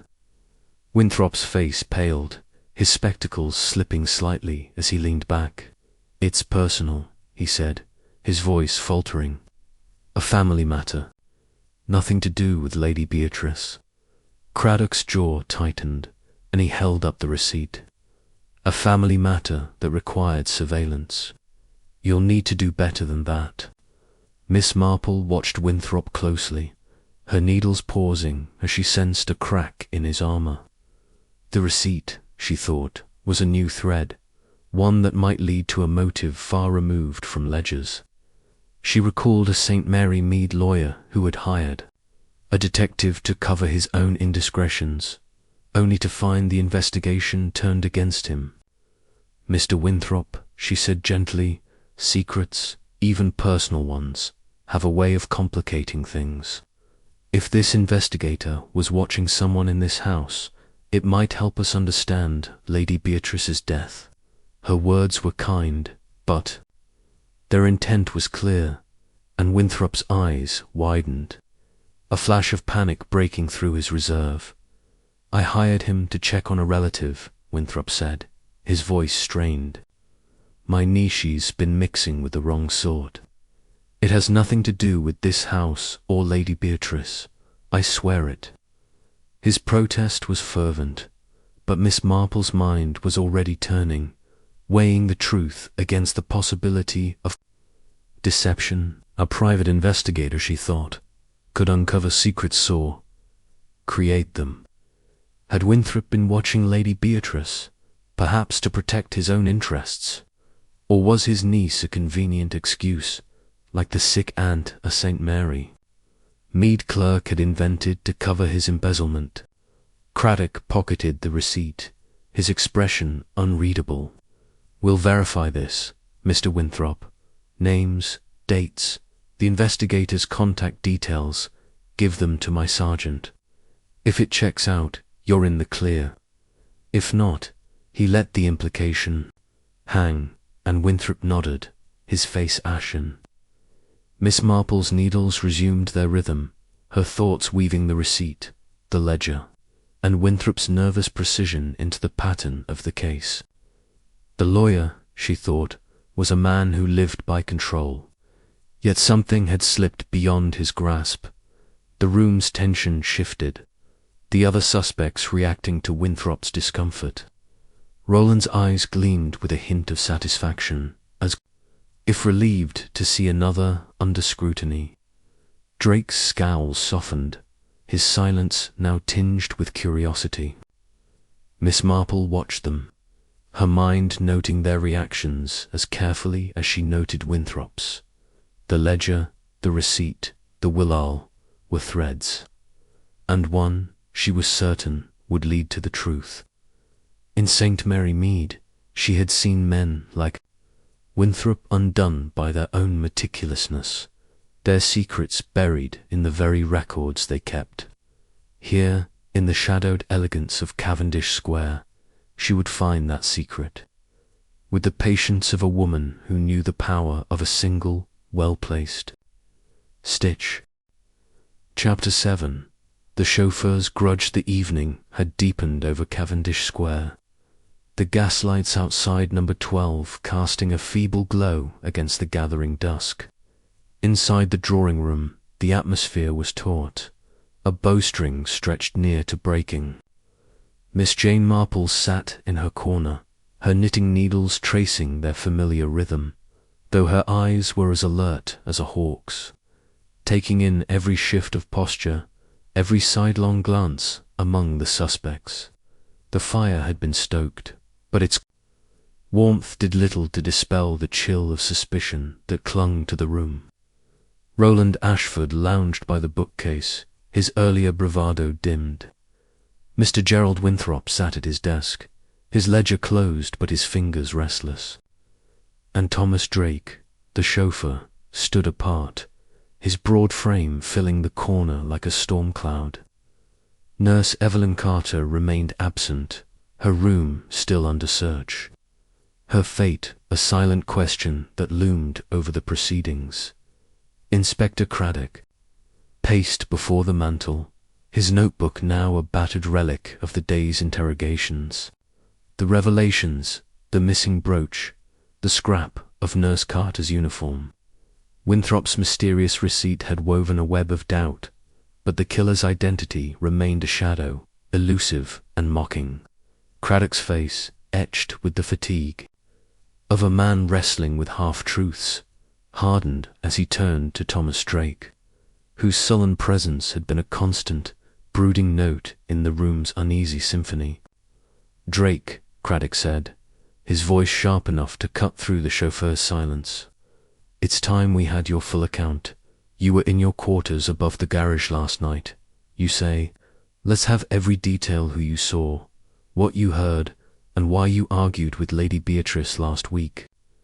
Drake shifted, his weathered hands tightening on the cap he held, its brim crumpled from hours of nervous twisting. His face, lined and leathery from years in the open, was a mask of resentment, though his eyes flickered with something deep, perhaps, or fear. "Ain't much to tell, Inspector," he said, his voice a low growl, rough as the gravel path he trod daily. "I ate supper in the kitchen with Clara, finished by 8. Went up to my room, read the paper, turned in by 9. Didn't hear nothin', didn't see nothin' till Clara's screamin' woke me at 7. That's the lot." His words were blunt, but Miss Marple noted the way his shoulders hunched, as if bracing for a blow. In St Mary Mead, a gamekeeper, with a similar scowl, had hidden his poaching behind such terse answers. His guilt betrayed by a single lie. Craddock's eyes narrowed, his pencil poised over his notebook. And this argument with Lady Beatrice Clara mentioned it, said it was heated. What was it about? Drake's jaw tightened, his knuckles whitening on the cap. "She sacked my mate, Jimmy, a good lad who drove for her before me," said he. "Was careless, but it was a lie. She just didn't like his cheek. I told her it was unfair, that Jimmy had a family to feed. She didn't care, told me to shut my trap or I'd be next. That was a week ago, in the library." His voice was steady, but Miss Marple caught the undercurrent of bitterness, a wound still raw. She thought of a St Mary Mead blacksmith, whose grudge against a landlord had simmered until it boiled over in a brawl. Miss Marple spoke, her voice soft but carrying the weight of intent, like a pebble dropped into a still pond. "Mr Drake, you must have felt very strongly for your friend to speak so boldly to Lady Beatrice. Did you ever think of acting on that anger, perhaps to teach her a lesson?" Her question was gentle, almost kindly, but its precision made Drake's eyes flash, a spark of defiance breaking through his sullen mask. "I ain't the sort to sneak about with pillows," he said, his voice rougher now. "If I'd wanted to settle scores, I'd have done it face to face, not creeping in the dark." His words were fierce, but Miss Marple's needles didn't falter, her mind noting the pride in his tone. In St Mary Mead, a labourer had sworn he'd never stoop to theft, only to be caught with a stolen hen under his coat. Craddock pressed on, his tone unrelenting. "You say you were in your quarters all night, but no one can confirm that. Your room's at the back, near the garden path to the house. Did you step out, maybe for a smoke, and see anything unusual? Lights, shadows, someone moving? Drake shook his head, his scowl deepening. Didn't go out. Smoked in my room, by the window. Garden was dark, house was quiet. Nothing to see. His answer was firm, but Miss Marple's eyes narrowed, catching the slight shift in his stance. A subtle lean, as if to distance himself from the question. She recalled a St. Mary Mead gardener who claimed to be abed when he was prowling, his boots leaving telltale mud on a parlour rug. Craddock flipped a page in his notebook, his expression sceptical. Your boots, Drake, we found soil on them, matching the gravel in the garden. Care to explain how it got there if you never left your room? Drake's face darkened, his hands clenching the cap until the fabric tore. I walk that path every day, tacking the car out, bringing it back. Soil's bound to stick. Don't mean I was out there last night. His voice was defiant, but Miss Marple noted the beads of sweat at his temple, a sign of strain she had seen in a St. Mary Mead poacher caught with a rabbit snare. Gravel, she said softly, almost to herself, is so very clinging, isn't it? Like a grudge, it stays with you. Miss Marple leaned forward, her eyes twinkling with quiet curiosity. Mr. Drake, Lady Beatrice's dismissal of your friend must have stung, especially if you felt her unjust. Did she ever speak of others in the household, Mr. Ashford, perhaps? Or Nurse Carter's someone else she mistrusted? Her question was a delicate probe, and Drake's eyes met hers, a flicker of surprise breaking through his guardedness. She didn't trust nobody, he said, his voice lower now. Always muttering about Roland's spending, or the nurse fussing too much, or Winthrop's papers not aiding up. But she never said, "Nothin' I took serious, just her way." His words were dismissive, but Miss Marple's mind seized on the mention of Winthrop, a thread connecting back to the lawyer's ledger. Craddock's sergeant entered, his face grim as he handed Craddock a small evidence bag. Inside was a cigarette stub, its paper stained with garden soil. Found this near the back door, sir, the sergeant said. Matches the brand Drake smokes. Drake's eyes widened, his scowl giving way to a flash of alarm. I smoke all over the place, he said quickly. Could have dropped that days ago. Craddock held up the bag, his voice cold. Fresh soil, Drake, not days old. And the back door was unlocked this morning, with the key in the kitchen. You're telling me you saw nothing, heard nothing. When you were steps away, Drake's jaw worked, but no words came, his silence louder than any protest. Miss Marple watched him, her needles pausing as she sensed a crack in his defences. The cigarette stub, she thought, was a small thing, but small things often led to larger truths. She recalled a St. Mary Mead groundsman who had sworn he never left his shed, only to be undone by a pipe ash found in a forbidden orchard. Mr. Drake, she said gently, you're a man who values loyalty. I can see that. If you saw something last night, even something small, it might help us find justice for Lady Beatrice. Loyalty to the truth, you know, is the greatest kind. Her words were kind, but their intent was clear, and Drake's eyes flickered, a moment of doubt breaking through his resolve. I didn't see nothin', he said, his voice quieter now, almost pleading. I was in my room, like I said. I don't know who did it, but it wasn't me. His protest was fervent, but Miss Marple's mind was already turning, weighing his words against the evidence. The soil, the cigarette, the unlocked door pointed to the garden, to movement in the night. Had Drake slipped into the house, his grudge against Lady Beatrice turning to action? Or had he seen something, someone, and chosen silence out of fear or loyalty. She thought of a St. Mary Mead carpenter who had kept quiet about a thief, only to regret it when the crime escalated. Craddock pocketed the evidence bag, his expression unyielding. "We'll test the stub for prints, Drake, and check the garden. For more traces. If you're holding back, now's the time to speak." Drake shook his head, his silence returning like a shutter slamming shut. Miss Marple watched him, her thoughts weaving the cigarette, the soil, and his bitter words into the pattern of the case. The chauffeur, she thought, was a man of strong feelings. His loyalty, a double-edged sword that could cut either way. The room's tension shifted, the other suspects reacting to Drake's discomfort. Roland's eyes gleamed with a hint of relief, as if glad to see another under scrutiny. Winthrop's pen scratched again, his ledger reopened as if to shield himself from the moment. Miss Marple noted their reactions, her mind as sharp as the needles in her hands. Drake's grudge, she thought, was a motive, but not yet a murder. The truth lay in the details, the garden path, the unlocked door, the cigarette stub-bound. She would find it, as she had in St. Mary Mead, where a single clue had unmasked a village secret.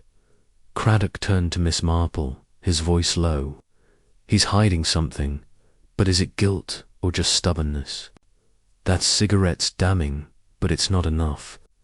Miss Marple nodded, her eyes twinkling with quiet resolve. "People like Mr. Drake, Inspector, carry their burdens heavily. His anger is real, but so is his fear. The garden, I think, will tell us more." She thought of a St. Mary Mead poacher, whose footprints in a muddy lane had led to his downfall. Here, in the shadowed elegance of Cavendish Square, the garden might hold the key, and Miss Marple would follow its path, one careful step at a time. Chapter 8. The missing brooch. The night had settled heavily over Cavendish Square, its quiet elegance now cloaked in a darkness that seemed to seep into the very walls of number 12. The drawing room, once a bastion of grandeur, felt smaller, its opulent furnishings diminished by the weight of suspicion that pressed upon its occupants. Miss Jane Marple sat in her corner, her knitting needles tracing their ceaseless rhythm, a soft counterpoint to the room's strained silence. The fire in the grate had dwindled to embers, casting a faint glow over the suspects. Roland Ashford slouched by the bookcase, his charm frayed. Mr. Gerald Winthrop, rigid at his desk, his spectacles glinting, and Thomas Drake, a brooding shadow in the corner, his cap a crumpled relic in his hands. Nurse Evelyn Carter had yet to return from the search of her room, her absence a palpable tension that hung like damp fog. Inspector Craddock stood by the mantel, his face etched with the exhaustion of a day spent chasing shadows. His notebook, now a tattered chronicle of half-truths and contradictions, lay open in his hand, its pages a map of the case's twisting paths. The missing sapphire brooch, the scrap of Nurse Carter's uniform, Winthrop's secretive receipt, and Drake's soil-stained boots had drawn the net tighter. But the killer remained elusive, a phantom mocking their efforts. Craddock's eyes, weary but resolute, turned to the room, his voice cutting through the stillness. "We've a new development," he said, holding up a telegram slip, its edges creased from urgent handling. "A pawnbroker in Soho has reported a sapphire brooch matching Lady Beatrice's. It was pawned this afternoon by a woman. We need answers, and we need them now." The suspects stirred, their faces a gallery of unease. Roland's head lifted, his eyes narrowing with a flicker of curiosity. Winthrop's pen paused, his lips pursing as if to ward off an accusation. Drake's scowl deepened, his fingers tightening on his cap. Miss Marple's needles slowed, her gaze sharpening as she watched their reactions. each a thread in the tapestry she was weaving. A pawnbroker, she thought, was a practical choice for a thief, but a risky one for a murderer. In St. Mary Mead, a stolen bracelet had surfaced at a market stall, its seller undone by a shopkeeper's sharp memory. Here, in the labyrinth of London, the brooch might unlock more than a pawn ticket. Craddock's sergeant entered, his young face grim as he handed over a photograph of the brooch, its sapphire glinting even in the grainy image. "The pawnbroker's certain it's the one," the sergeant said. "Pawned at 3 o'clock today. Under the name Ellen Clark." He described the woman mid-30s, plain, grey coat, nervous, kept her head down. Craddock passed the photograph to Miss Marple, whose eyes lingered on the brooch's intricate setting, a starburst of diamonds around a deep blue stone. "Lady Beatrice's," she murmured, recalling Clara's description, "and pawned so soon after her death. Bold or desperate." Her voice was soft, but its weight drew Craddock's nod, his respect for her instincts unspoken but clear. Craddock turned to the suspects, his voice firm. "This brooch was in Lady Beatrice's jewellery box 2 days ago. One of you knows how it left this house. Speak now, or we'll assume guilt." His words were a challenge, and the room's tension spiked, each suspect a coiled spring. Roland leaned forward, his voice laced with a forced lightness. "Well, it wasn't me, Inspector. I'm no thief, and I don't fancy Soho pawnshops." Winthrop cleared his throat, his tone dry. "Nor I. My dealings are with banks, not pawnbrokers." Drake grunted, his silence a wall, but his eyes flickered to the door, as if expecting Nurse Carter's return.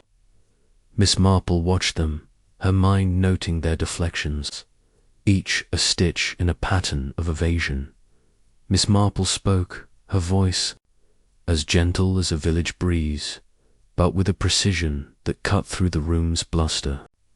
"A woman in a grey coat, Inspector, is a common enough sight, but Ellen Clark is a curious choice of name.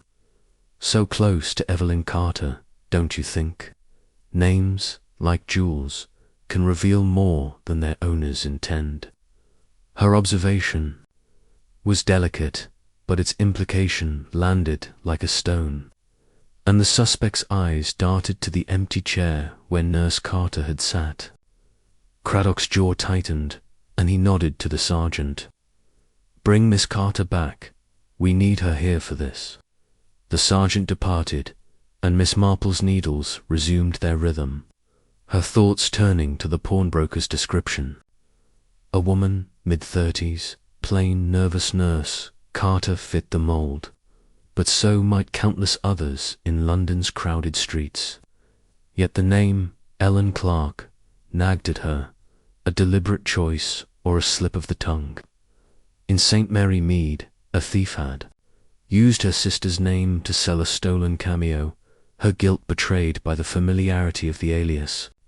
Had Nurse Carter, under pressure, chosen a name too close to her own, or was another hand at work, casting suspicion on her? The door opened, and Nurse Carter entered, flanked by the sergeant.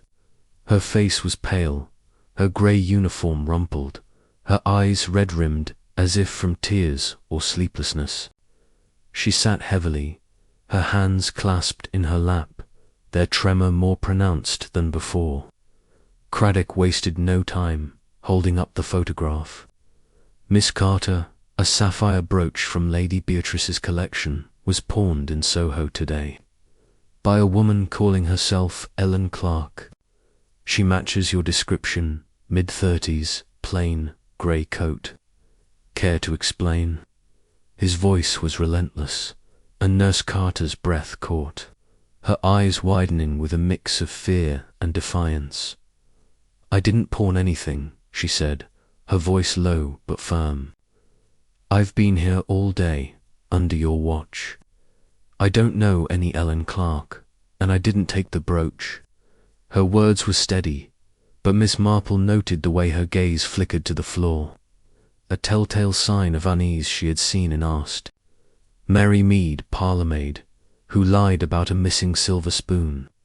Craddock pressed on, his tone unyielding.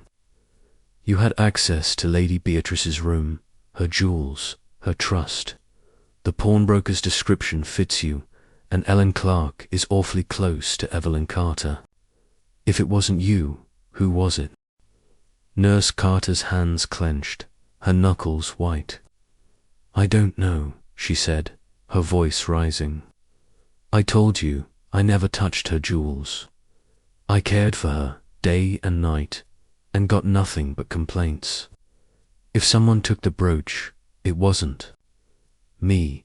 Her outburst drew a sharp glance from Roland, whose lips twitched with a hint of amusement, and a frown from Winthrop, who adjusted his spectacles as if to distance himself from the scene. Drake remained impassive, his eyes fixed on the fire. Miss Marple watched them all, her mind weaving their reactions into the pattern of the case. Nurse Carter's denial, she thought, was fierce, but fear could mask guilt as easily as innocence. Miss Marple leaned forward, her voice as soothing as a lullaby. Miss Carter, you must have been under great strain caring for Lady Beatrice. Such work can wear on a person, make small temptations seem reasonable. Did you ever handle the brooch, perhaps to admire it or move it for safekeeping? Her question was a gentle trap, and Nurse Carter's eyes darted to her, a flash of panic breaking through her resolve. I never touched it, she said, her voice trembling. She kept her jewels locked, and I had no key, I swear it. Her words were fervent, but Miss Marple's mind caught on the mention of a key, a detail unprompted but revealing. Mary Mead, a housekeeper, had sworn she had no access to a locked drawer, only to be caught with its key in her apron. Craddock's sergeant stepped forward, producing another evidence bag, this one containing a pawn ticket, its ink still fresh. We found this in your room, Miss Carter, the sergeant said, his voice flat. Hidden in a sewing box, under a spool of thread. It matches the brooch's pawn record. Nurse Carter's face drained of colour, her breath hitching as she stared at the ticket. That's not mine, she whispered, her voice barely audible. Someone put it there, I don't know how. Her protest was desperate, and Miss Marple's needles paused, her mind seizing on the sewing box. In St. Mary Mead, a governess had hidden a stolen ring in a similar box, her guilt undone by a child's curiosity. Craddock held up the ticket, his eyes boring into Nurse Carter's. A pawn ticket in your room, a brooch pawned under a name, like yours, and a description that fits. You're running out of explanations, Miss Carter. If you took the brooch, say so, now it might go easier for you. Nurse Carter shook her head, tears welling in her eyes. I didn't take it, she said, her voice breaking. I didn't kill her. I just wanted to be free. Her words echoed her earlier outburst, and Miss Marple's eyes narrowed, though her face remained gentle. Freedom, she thought, was a motive as old as greed and Nurse Carter's. Desperation was a thread worth tugging. Miss Marple spoke again, her tone as kind as ever. Miss Carter, a sewing box is such a personal thing, isn't it? Like a diary, it holds one's secrets. If someone placed this ticket there, they knew you well, or your habits. Who else might have entered your room? Her question was a delicate probe, and Nurse Carter's tears spilled over, her hands trembling openly now. I don't know, she said, her voice a sob. Clara, maybe, to clean, or, I don't know, I didn't do it. Her collapse was pitiable, but Miss Marple's mind was unrelenting. Picturing the sewing box, its spools and needles a perfect hiding place for a small, damning slip of paper. Craddock signalled to the sergeant, who stepped forward to escort Nurse Carter back to her room for further questioning. "We'll check the ticket's origins and the pawnbroker's story," Craddock said, his voice grim. "If you're innocent, Miss Carter, you've nothing to fear. If not—" He let the implication hang, and Nurse Carter rose her steps, unsteady as she followed the sergeant out. The room fell silent, the remaining suspects exchanging glances that spoke of their own unease. Roland's amusement had faded, replaced by a wary tension.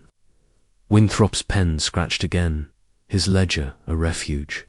Drake's silence was a fortress, his eyes unreadable. Craddock turned to Miss Marple, his voice low. "She's breaking, but is it guilt or fear? The ticket's damning, but someone could have planted it to frame her." Miss Marple nodded, her eyes twinkling with quiet resolve. "People under pressure, Inspector, often crack in unexpected ways. Nurse Carter's secret is close to the surface, but the brooch, it's a distraction, I think, from something deeper." She thought of a St. Mary Mead widow who had confessed to stealing a brooch to hide a greater crime, her tears a mask for calculation. Here, in the shadowed elegance of Cavendish Square, the brooch was a clue, but not the whole story, and Miss Marple would follow its trail, one careful stitch at a time. Chapter 9. The Night's Timeline. The drawing room of number 12. Cavendish Square struck 10. Its chimes a sombre reminder of the hours that had passed since Lady Beatrice Ashford's death. The room, once a haven of elegance, now felt like a gilded cage, its heavy curtains and flickering firelight casting shadows that mirrored the doubts in its occupants' minds. Miss Jane Marple sat in her corner, her knitting needles moving with their relentless rhythm, a quiet anchor in the storm of suspicion. The suspects, Roland Ashford, Mr Gerald Winthrop, and Thomas Drake sat in strained silence, their earlier defences worn thin by the day's relentless probing. Nurse Evelyn Carter, still reeling from the discovery of the pawn ticket, had been allowed to return to her room under guard, her absence a lingering question that sharpened the room's tension. Inspector Craddock stood by the mantel, his face a map of exhaustion and resolve, his notebook now a dog-eared testament to the case's complexity. The sapphire brooch, the scrap of uniform, Winthrop's receipt, Drake's cigarette stub, and Nurse Carter's damning pawn ticket had woven a web of clues. But the killer's identity remained a ghost, flitting just beyond reach. Craddock's eyes, shadowed but unyielding, scanned the room as he set his notebook down, his voice steady despite the late hour. "We've been at this all day," he said, "and we're closer, but not close enough. Let's reconstruct the night every movement, every moment. If we can pin down the timeline, we'll find the gap where murder slipped through." The suspects stirred, their faces a mix of wariness and wariness. Roland, slouched by the bookcase, ran a hand through his hair, his charm long since faded, into a sullen defiance. Winthrop adjusted his spectacles, his ledger closed, but his fingers twitching as if itching to reopen it. Drake, in his corner, glowered at the floor, his cap a shapeless mass in his hands. Miss Marple watched them, her needles clicking softly, her mind already sifting through the fragments of the night, piecing them together like the patchwork quilts of St. Mary Mead. A timeline, she thought, was like a village gossip's taleful of holes until the right question filled them. Craddock began, his voice methodical, drawing from his notes. Lady Beatrice took her sleeping draught at 9:30, administered by Nurse Carter, who left her at 10. Locking the door and placing the key in the kitchen. Mr Ashford, you returned from the Apollo Club at midnight, entering through the front door. Mr Winthrop, you were in the study until 11, then went to your room. Drake, you were in your quarters above the garage from 8 onward, with no one to confirm your presence. Clara, the maid, was in her attic room by 9. The back door was found unlocked this morning, with the key in the kitchen, not the lock. Have I missed anything? His eyes swept the room, inviting correction, but none came. Only a heavy silence that spoke of secrets held tight. Miss Marple spoke, her voice as gentle as a summer breeze, but with a precision that cut through the room's inertia. A clear picture, Inspector, but the night is full of shadows. Mr Ashford, you say the house was dark when you returned at midnight. Did you pass the kitchen, perhaps notice the keys on their hook? Her question was deceptively simple, and Roland's eyes flickered, a moment of hesitation before he answered. Didn't go near the kitchen, he said, his voice flat. Went straight upstairs. The hall was dark, like I said. Miss Marple nodded, her needles resuming their rhythm, her mind noting the absence of detail. In St Mary Mead, a young man had claimed a dark house hid his movements, only to be undone by a parlour lamp left burning. Craddock turned to Winthrop, his tone firm. You left the study at 11, Mr Winthrop. Did you see or hear anything? Footsteps, a door creaking, perhaps the back door being opened. Winthrop's lips pursed, his spectacles glinting as he shook his head. Nothing, Inspector. The house was quiet. I locked the study, went to my room, and read until midnight. I heard no one. His answer was precise, but Miss Marple caught the faint tremor in his fingers. A sign of unease she had seen in a St Mary Mead clerk who swore he'd heard nothing while hiding a theft. And the keys, she said softly. You passed the kitchen on your way upstairs, did you not? Were they in place? Winthrop blinked, caught off guard. I didn't look, he said quickly. I had no reason to. Miss Marple's eyes twinkled, though her face remained serene. Of course, she said, her voice kind but unyielding. But keys, you know, have a way of wandering, like thoughts in a troubled mind. She thought of a St Mary Mead housekeeper, whose forgotten glance at a keyhook had masked her role in a burglary. The back door, unlocked with its key misplaced, was a puzzle piece that refused to fit, and Miss Marple's mind circled it, picturing a figure moving through the garden, their steps silent on the gravel. Craddock shifted his attention to Drake, whose silence had grown heavier with each passing hour. Drake, your quarters overlook the garden path. You smoked by your window, you said. Not a single light, not a shadow moving toward the house. Drake's scowl deepened, his hands crushing the cap further. Told you it was dark, he said, his voice a low growl. Nothing to see. I ain't got eyes for the night. His defiance was palpable, but Miss Marple noted the way his gaze slid to the side, avoiding Craddock's scrutiny. In St Mary Mead, a groundsman had sworn he saw nothing, only to admit later he'd glimpsed a poacher but kept silent out of loyalty. Darkness, she said gently, can hide much, Mr Drake, but it also sharpens the senses. A sound, perhaps a rustle in the garden. Drake's eyes met hers, a flash of something fear or guilt breaking through his sullen mask. Didn't hear nothing, he said, but his voice lacked conviction, and Miss Marple's needles paused, her mind filing away the hesitation. The cigarette stub, the soil on his boots, the unlocked door pointed to the garden, to a moment unaccounted for in the night's timeline. Had Drake moved through the shadows, his grudge against Lady Beatrice turning to action. Or had he seen another and chosen silence for reasons yet unknown? Craddock flipped through his notebook, his brow furrowing as he reviewed the timeline. 9:30, sleeping draft. 10, Nurse Carter leaves. 11, Winthrop retires. Midnight, Roland returns. Drake's alone from 8 onward. The murder likely happened between 10 and midnight, when Lady Beatrice was asleep, sedated. No struggle, no noise, and a pillow so neatly placed it looked undisturbed.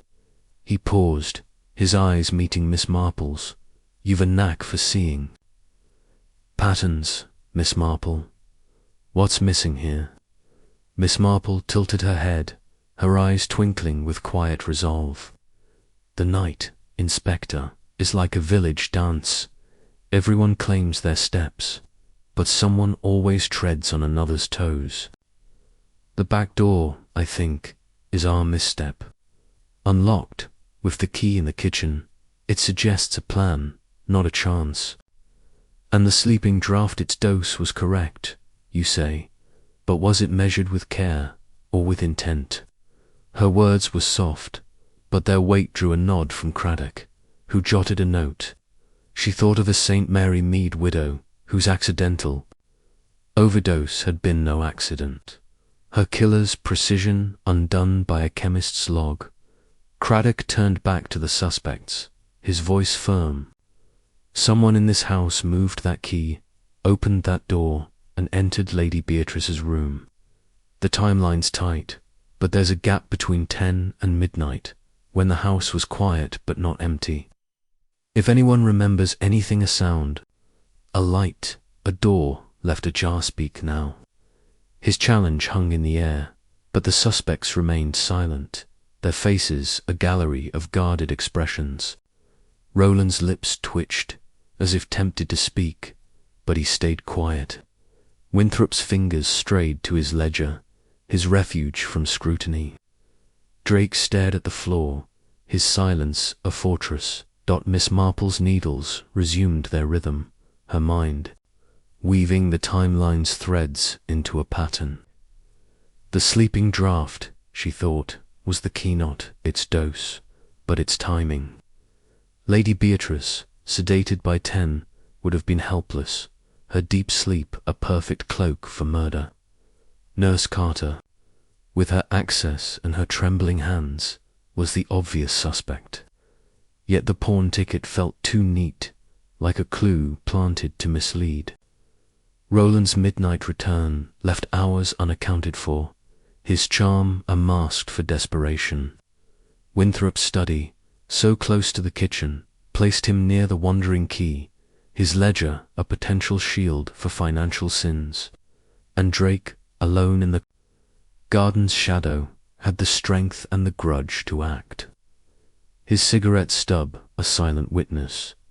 She recalled a St. Mary Mead burglary, where the thief had known the house's rhythms too well, slipping in when all were asleep. Here the killer had known Lady Beatrice's habits, her locked door, her sleeping draught, her solitary nights. The killer, Miss Marple said softly, almost to herself, was someone familiar, someone who knew the house's heart. But why smother her, Inspector? A pillow is intimate, personal, not the choice of a stranger. Her words drew Craddock's attention, his eyes sharpening as he considered the implication. "You think it was personal, not just greed?" he asked, his voice low. Miss Marple nodded, her eyes gentle but unyielding. "Greed is cold, Inspector, but a pillow is warm, close. The killer feared something, exposure, perhaps, or betrayal. The brooch may be a distraction, but the pillow is the truth." She thought of a St. Mary Mead seamstress, who had smothered her rival in a fit of jealousy, her hands steady but her heart wild. Here the killer's hands had been steady too. The pillow placed with care, a final act of control. Craddock closed his notebook, his resolve firm despite the hour. We'll revisit Nurse Carter's account tomorrow and check the garden again for traces. The timeline's our map, and we'll follow it to the end." He turned to Miss Marple, his voice softer. "You've given us a direction, Miss Marple. Anything else?" She smiled, tucking her knitting away, her mind as sharp as the needles she wielded. "Only this, Inspector. The night hides much, but morning always comes. The truth is in the gaps, and we'll find them one by one." She thought of St. Mary Mead, where the simplest clues, a footprint, a whispered word, had unmasked the darkest hearts. In Cavendish Square, the clues were grander, but the hearts were the same, and Miss Marple would uncover them, with the patience of a woman who knew the power of time. Chapter 10. The Nurse's Confession. The morning light crept cautiously into the drawing-room of number 12 Cavendish Square, its pale rays filtering through the heavy velvet curtains to reveal a room weary from the weight of the previous days. Revelations. The grandeur of the space, its gilt-framed portraits, its polished mahogany muted, as if the house itself mourned Lady Beatrice Ashford's passing. Miss Jane Marple sat in her familiar corner, her knitting needles tracing their steady rhythm, a quiet beacon of calm amid the storm of suspicion. The suspects, Roland Ashford, Mr Gerald Winthrop, and Thomas Drake, sat in their accustomed places, their faces etched with fatigue and guarded unease. Nurse Evelyn Carter, recalled from her guarded solitude, sat rigid in her chair, her grey uniform creased, her eyes hollow from a sleepless night. The air was thick with the scent of old roses and the unspoken dread of what was to come. "Inspector." Craddock stood by the mantel, his notebook now a battered relic of the case's relentless march, its pages a chronicle of clues and contradictions.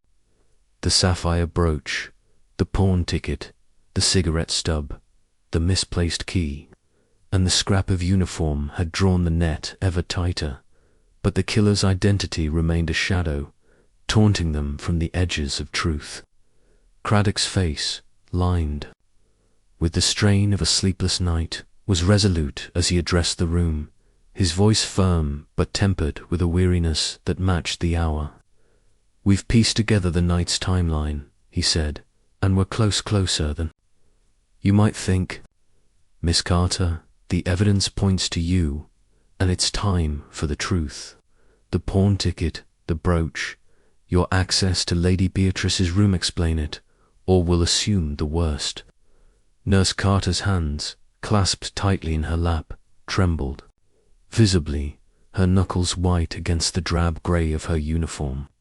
Her face, pale and drawn, bore the marks of a woman pushed to the edge, her earlier defiance eroded by the weight of accusation.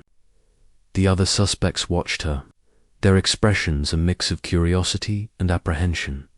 Roland's lips twitched with a hint of satisfaction. Winthrop's spectacles glinted as he leaned forward, and Drake's scowl softened into a wary interest. Miss Jane Marple's needles slowed, her eyes as sharp as ever, taking in every flicker of emotion, every subtle shift in posture. She thought of a St. Mary Mead governess, whose tearful confession had unmasked a theft but hidden a deeper crime. Here, she sensed, the truth was near, but it would not come easily. Craddock held up the pawn ticket, its ink stark against the evidence bag's clear plastic. "This was found in your sewing box, Miss Carter, hidden under a spool of thread. The pawnbroker's description matches you, and Ellen Clark is too close to your name for coincidence. You were the last to see Lady Beatrice alive, and you had access to her jewels. If you took the brooch, say so now, it might spare you worse." His voice was relentless, a blade honed by hours of frustration, and Nurse Carter's breath hitched, her eyes darting to the ticket as if it were a noose tightening around her. "I didn't pawn it," she said, her voice low and strained, barely above a whisper, I didn't take the brooch. Someone put that ticket in my box. I don't know who." Her words were desperate, but they lacked the fire of her earlier denials, and Miss Marple noted the way her gaze slid to the floor. A telltale sign of a mind grappling with guilt or fear. In St. Mary Mead, a parlour-maid had sworn her innocence, with similar desperation, only to crumble when a stolen locket was traced to her sweetheart's shop. Craddock pressed on, his tone unyielding. "You had the means, Miss Carter, access to the room, the sleeping draught, the jewellery box. You had motive, lady. Beatrice was a demanding employer, and you admitted wanting to be free, and you had opportunity alone with her at 10, when the house was quiet. The scrap of your uniform in the wardrobe, the pawn ticket in your room, how much more do we need?" His words were a hammer, each strike chipping away at Nurse Carter's resolve, and her hands unclenched, then clenched again. A futile attempt to hold herself together.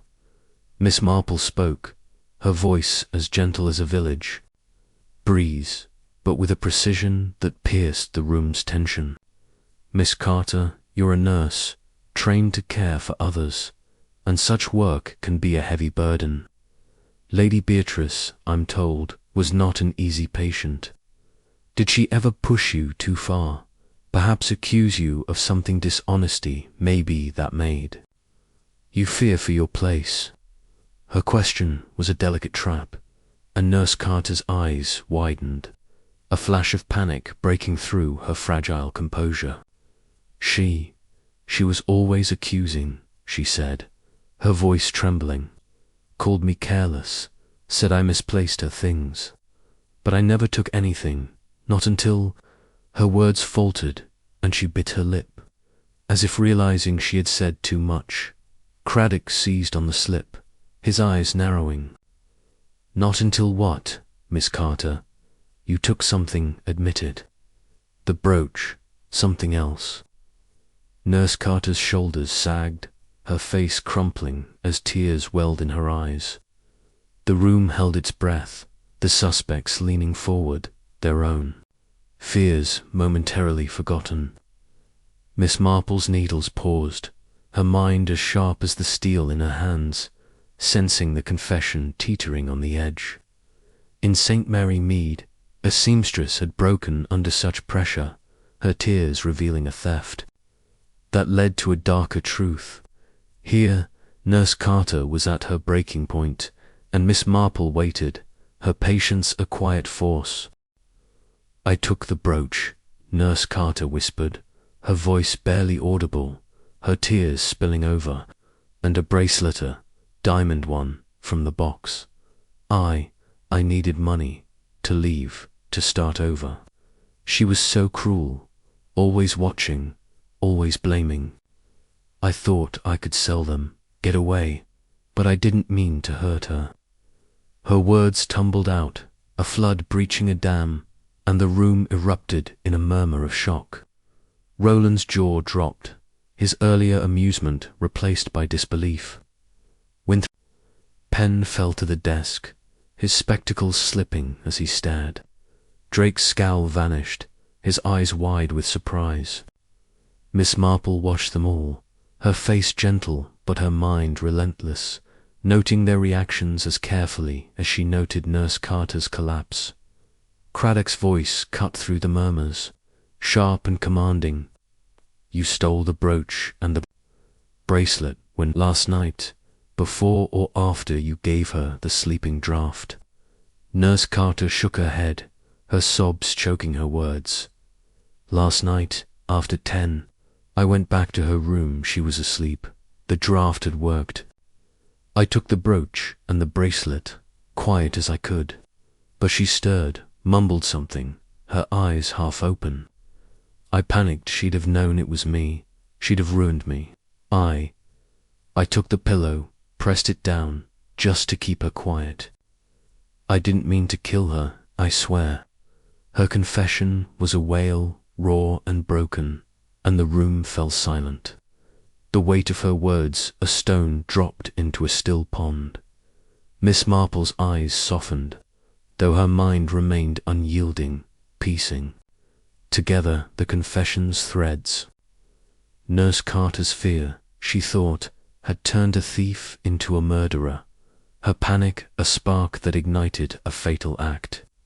She recalled a St. Mary Mead widow who had struck her husband in a moment of terror, her regret as genuine as her guilt.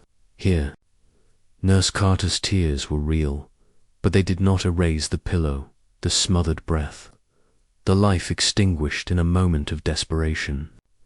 Fear, Miss Marple said softly, almost to herself, is a powerful thing, Inspector. It makes monsters of us all, sometimes. Craddock stepped forward, his face grim but not unkind. Evelyn Carter, you're under arrest for the murder of Lady Beatrice Ashford and the theft of her jewellery. You'll come with us to the station, where you'll make a formal statement. He signalled to the sergeant, who moved to Nurse Carter's side, his hand gentle but firm on her arm. She rose, her sobs subsiding into a numb silence, her eyes vacant as she was led from the room. The door closed behind her, and the drawing room seemed to exhale, its tension shifting to a stunned stillness. The remaining suspects exchanged glances, their relief tempered by the shock of the confession. Roland ran a hand through his hair, his voice low. Good Lord, I never thought. The nurse, of all people. Winthrop cleared his throat, his composure returning as he adjusted his spectacles. A tragic lapse, but justice is served. Drake said nothing, his silence a heavy presence, though his eyes followed the door where Nurse Carter had gone. Miss Marple watched them, her needles resuming their rhythm, her mind sifting through the confession's details, searching for the one thread that still felt out of place. Craddock turned to Miss Marple, his voice low, his exhaustion giving way to a flicker of triumph. You were right, Miss Marple, the truth was in the small things. The pawn ticket, the brooch, her trembling hands. We'd have got there eventually, but you saw it first. Miss Marple smiled, her eyes twinkling with quiet humility. I only see what people show, Inspector. Nurse Carter's fear was her undoing, but her confession, it's too tidy, don't you think? A pillow, a theft, a panicle so neatly explained. Her words were gentle, but their implication drew a frown from Craddock, who opened his notebook, his triumph fading into doubt. You think she's lying? He asked, his voice barely above a whisper. Miss Marple tilted her head, her expression one of kindly caution. Not lying, perhaps, but not telling all. The sleeping draft inspectorate's dose was correct, yet Lady Beatrice stirred, half awake. A nurse, trained in such things, would know how to measure it precisely. Why, then, did it fail to keep her asleep? She thought of a St. Mary Mead chemist, whose perfect dose had been tampered with to cover a crime. Here, the draught was a question mark, a detail that nagged at her like a loose stitch in a seam. Craddock nodded, his resolve returning. We'll test the draught again, check the bottle for tampering, and the bracelet she mentioned, a diamond one. We'll search her room again, see if it's there. He paused, his eyes meeting Miss Marple's. You've a way of seeing past the surface, Miss Marple. If there's more to this, we'll find it. Miss Marple tucked her knitting away, her smile warm but her mind as sharp as ever. The surface, Inspector, is only the beginning. The truth lies deeper in the heart's quiet corners. She thought of St. Mary Mead, where confessions had often hidden half-truths, their secrets unmasked by a single, well-placed question. The room settled into a heavy silence, the suspects' faces reflecting the day's toll. Roland's relief was tinged with unease. Winthrop's composure a fragile mask, Drake's silence a brooding weight. Miss Marple watched them, her mind turning over the confession, the draft, the pillow, the brooch. Nurse Carter's guilt was clear, but the pattern was incomplete, a tapestry with threads still dangling. In Cavendish Square, as in St. Mary Mead, human nature was her guide, and she would follow its path, one careful step at a time, until the whole truth lay bare. Chapter 11. The loose ends the morning sun cast a pale, unyielding light through the drawing-room windows of number 12 Cavendish Square, illuminating the weariness etched into the faces of its remaining occupants. The room, with its damask walls and polished mahogany, seemed to sag under the weight of the previous day's revelations, its grandeur a hollow echo of the tragedy it had witnessed. Miss Jane Marple sat in her corner, her knitting needles tracing their familiar rhythm, a quiet thread of continuity amid the unravelling mystery. Roland Ashford, Mr Gerald Winthrop, and Thomas Drake sat in their usual places, their postures a mix of relief and lingering unease after Nurse Evelyn Carter's confession. The nurse, now at the police station, had admitted to theft and murder, yet Miss Marple's mind, sharp as the steel in her hands, sensed gaps in the tapestry of truth, threads still dangling in the morning light. Inspector Craddock stood by the mantel, his notebook now a tattered relic of the case's twists and turns, its pages a testament to the relentless pursuit of justice. Nurse Carter's confession had closed the net around her, but the details, the sleeping draught, the diamond bracelet, the unlocked back door nagged at him like pebbles in a shoe. His face, lined with the strain of a sleepless night, was resolute as he addressed the room, his voice steady but tempered with caution. Miss Carter's confession ties up the murder and the theft of the brooch, he said, but we're not done. There are loose ends details that don't quite fit. We'll go over them now, and I expect your full cooperation. His eyes swept the suspects, who stirred uneasily, their relief at Nurse Carter's arrest tempered by the shadow of further scrutiny. Roland leaned forward, his dark hair dishevelled, his charm worn thin. What more is there, Inspector? The nurse confessed she stole, she killed. Case closed, isn't it? His voice was light, but Miss Marple noted the tension in his jaw, a sign of unease she had seen in a St. Mary Mead shopboy who thought his troubles were over, only to face new questions. Winthrop adjusted his spectacles, his ledger untouched but his fingers restless, as if craving its familiar weight. Drake, in his corner, grunted softly, his scowl less fierce but still present, his cap a crumpled relic in his hands. Miss Marple watched them, her needles clicking softly, her mind sifting through the case's fragments, searching for the one piece that would complete the pattern. Craddock flipped open his notebook, his brow furrowing as he reviewed his notes. Miss Carter admitted to stealing a sapphire brooch and a diamond bracelet, and to smothering Lady Beatrice in a panic when she stirred. But there are inconsistencies. The sleeping draught, for one Dr. Hargreaves confirmed it was the correct dose, yet Lady Beatrice woke, half-conscious. A trained nurse should know better. And the bracelet wasn't found in her room, only the pawn ticket for the brooch. Where's the bracelet? His voice was sharp, and the suspects exchanged glances, their unease palpable. Miss Marple's needles paused, her thoughts circling the sleeping draught, a detail that refused to lie flat, like a stubborn crease in a village quilt. Miss Marple spoke, her voice as gentle as a spring breeze, but with a precision that cut through the room's tension. Inspector, the sleeping draught is indeed curious. A nurse like Miss Carter would measure it with care, yet Lady Beatrice stirred, as if the dose was not quite right. Could it have been tampered with, perhaps diluted, to ensure she'd wake? Her question was a delicate probe, and Craddock's eyes sharpened, his pencil jotting a note. "We're testing the bottle again," he said. "If there's tampering, we'll find it. But why would she dilute it, knowing it might expose her theft?" Miss Marple tilted her head, her eyes twinkling with quiet resolve. "Perhaps, Inspector, the tampering wasn't her doing.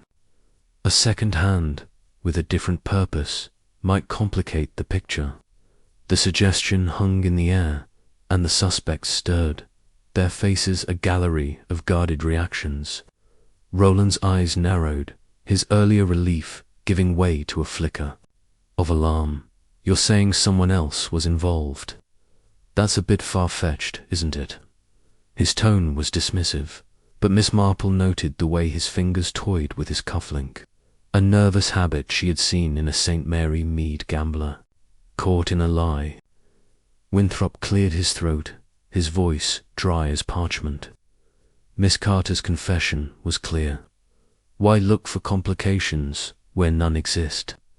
Drake remained silent, his eyes fixed on the fire, but his shoulders tensed, as if bracing for a new accusation. Miss Marple's needles resumed their rhythm, her mind weaving their reactions into the pattern of the case. Craddock turned to Roland, his tone firm. "Mr. Ashford, your alibi from the Apollo Club holds for 11:30, but that half-hour gap before midnight is still unaccounted for. You were in the house when Lady Beatrice was likely killed. Did you hear anything, a door, a footstep, perhaps Nurse Carter moving about?" Roland shook his head, his voice flat. "I told you, the house was dark, quiet. I went straight to bed." His answer was too quick, and Miss Marple thought of a St. Mary Mead postman, whose quiet night had hidden a midnight errand. "And the kitchen," she said gently, "you passed it on your way upstairs." The keys, were they on their hook? Roland's eyes flickered, a moment of hesitation. "Didn't notice. I was tired, not looking for keys." Craddock shifted his attention to Winthrop, his notebook open to a page of financial notes. "Mr. Winthrop, we checked your ledger. There's a discrepancy, small one, but notable. A transfer of funds, dated last week, to an account not listed in Lady Beatrice's portfolio. Care to explain?" Winthrop's face paled, his spectacles slipping as he adjusted them. "A clerical error," he said quickly. "I was correcting it when you interrupted. Lady Beatrice's accounts are complex. Mistakes happen." His voice was steady, but Miss Marple caught the faint tremor in his hands, a sign she had seen in a St. Mary Mead accountant who had corrected his books to hide a shortfall. "Errors," she said softly, "can be so revealing. Mr. Winthrop, like a dropped stitch, they show where the pattern went wrong." Craddock's sergeant entered, carrying a small evidence bag, its contents glinting under the light. "We found the diamond bracelet, sir," he said, handing it to Craddock, "in Nurse Carter's room, hidden in a false bottom of her sewing box." The room stirred, the suspect's eyes drawn to the sparkling band of diamonds, its elegance a stark contrast to the grim proceedings. Craddock held it up, his voice grim. "This matches Clara's description of Lady Beatrice's bracelet. Miss Carter didn't mention where she hid it, only that she took it. Why hide one and pawn the other?" The question hung unanswered, and Miss Marple's mind seized on the discrepancy, a thread that refused to align. Miss Marple leaned forward, her voice as kind as ever. "Inspector, the bracelet's hiding place is telling, don't you think? A sewing box is so personal, so intimate. If Nurse Carter planned to sell it, why not pawn it with the brooch? And if she panicked, why hide it so carefully? Her words were a gentle challenge, and Craddock nodded, his brow furrowing. You're right, it doesn't add up. She confessed to the theft and murder, but the bracelet's concealment feels deliberate, as if she meant to keep it longer. He turned to the suspects, his eyes sharp. Did any of you know about the bracelet, or see Nurse Carter with it? Roland shook his head, his voice low. Never saw it. Gran kept her jewels locked away. Winthrop's lips pursed, his tone dry. I handled her finances, not her jewelry. Drake grunted, his silence breaking briefly. Didn't know her. Jewels from her teacups.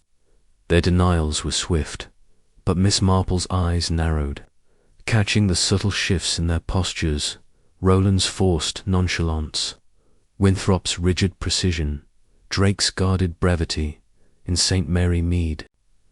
A thief had hidden a stolen watch in a flower pot, only to be betrayed by a neighbour's glance. Here, someone might have seen more than they admitted. Craddock turned back to Miss Marple, his voice low. The sleeping draft's our next step. The lab's results are due. Soon if it was tampered with, it could mean someone else had a hand in this, and Winthrop's ledger wheel ordered it thoroughly. As for Drake's boots and the cigarette stub, the garden's being searched again for prints. Miss Marple nodded, her eyes twinkling with quiet resolve. The draft, Inspector, is the key, I think. A nurse's precision is her pride, yet this dose failed, and the bracelet its hiding place suggests a plan, not panic. Someone wanted Nurse Carter to take the blame, perhaps. She thought of a St. Mary Mead widow, framed for a theft to cover a murder.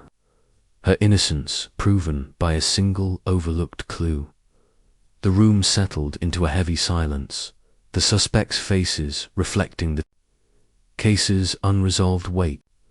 Roland's debts, now eased by his inheritance, hung like a shadow. Winthrop's ledger, with its small error, hinted at a deeper flaw. Drake's grudge, though unproven, lingered in the garden soil. Miss Marple's needles resumed their rhythm, her mind weaving the loose ends into a pattern that was almost complete. Nurse Carter's confession had closed one chapter, but the story, she knew, was not finished. In St. Mary Mead, the truth had often lain in the smallest details: a misplaced key, a hidden jewel, a dose gone wrong, and here, in the shadowed elegance of Cavendish Square. Those details would lead her to the final truth, one careful stitch at a time. Chapter 12. The quiet of Cavendish Square, the morning sun, had given way to a soft grey light by noon, as clouds gathered over Cavendish Square, casting a gentle pall over the townhouse at number 12. The drawing-room, with its damask walls and flickering fire, seemed to breathe a sigh of relief, its grandeur restored now that the shadow of murder had lifted. Miss Jane Marple sat not in the townhouse, but across the square, in the cosy parlour of Lady Selina Hatherley's home, her knitting needles tracing their familiar rhythm, a quiet hymn to the resolution of the case. The clink of teacups and the faint scent of lavender polish filled the air, a stark contrast to the tension that had gripped number 12 for the past 2 days. Nurse Evelyn Carter's confession had closed the book on Lady Beatrice Ashford's murder, yet Miss Marple's mind, ever restless, lingered on the threads that had woven the truth, her thoughts as precise as the stitches in her lap.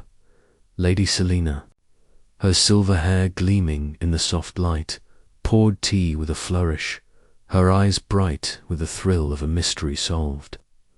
"Jane, my dear, you've done it again," she said, handing Miss Marple a delicate porcelain cup. Nurse Carter, of all people. To think she smothered poor Beatrice over a brooch and a bracelet What a dreadful business. Her voice was a mix of horror and delight, the gossip's relish for scandal undimmed by the tragedy. Miss Marple sipped her tea, her expression serene but her eyes twinkling with quiet reflection. "Dreadful indeed, Selina," she said softly, "but not so simple, I think. Human nature is rarely just one thing: greed, fear, desperation, all tangled together like wool in a skein." Selina leaned forward, her curiosity unabated. "But you suspected her, didn't you? From the start, with those trembling hands of hers." Miss Marple's needles clicked, her smile faint but knowing. "I suspected everyone, Selina. People are so predictable in their unpredictability. Nurse Carter's hands betrayed her, yes, but so did Roland's charm, Winthrop's precision, Drake's silence. Each had a secret, but only one led to murder." She thought of St. Mary Mead, where a village shopgirl's nervous fidgeting had unmasked a theft, her guilt a mirror to Nurse Carter's unravelling. Inspector Craddock had sent a note that morning, confirming the final details. The diamond bracelet found in Nurse Carter's sewing box had sealed her confession, its hiding place a testament to her calculated theft. The sleeping draught, tested again, showed no tampering, suggesting Nurse Carter's panic had indeed been triggered by Lady Beatrice's unexpected stirring.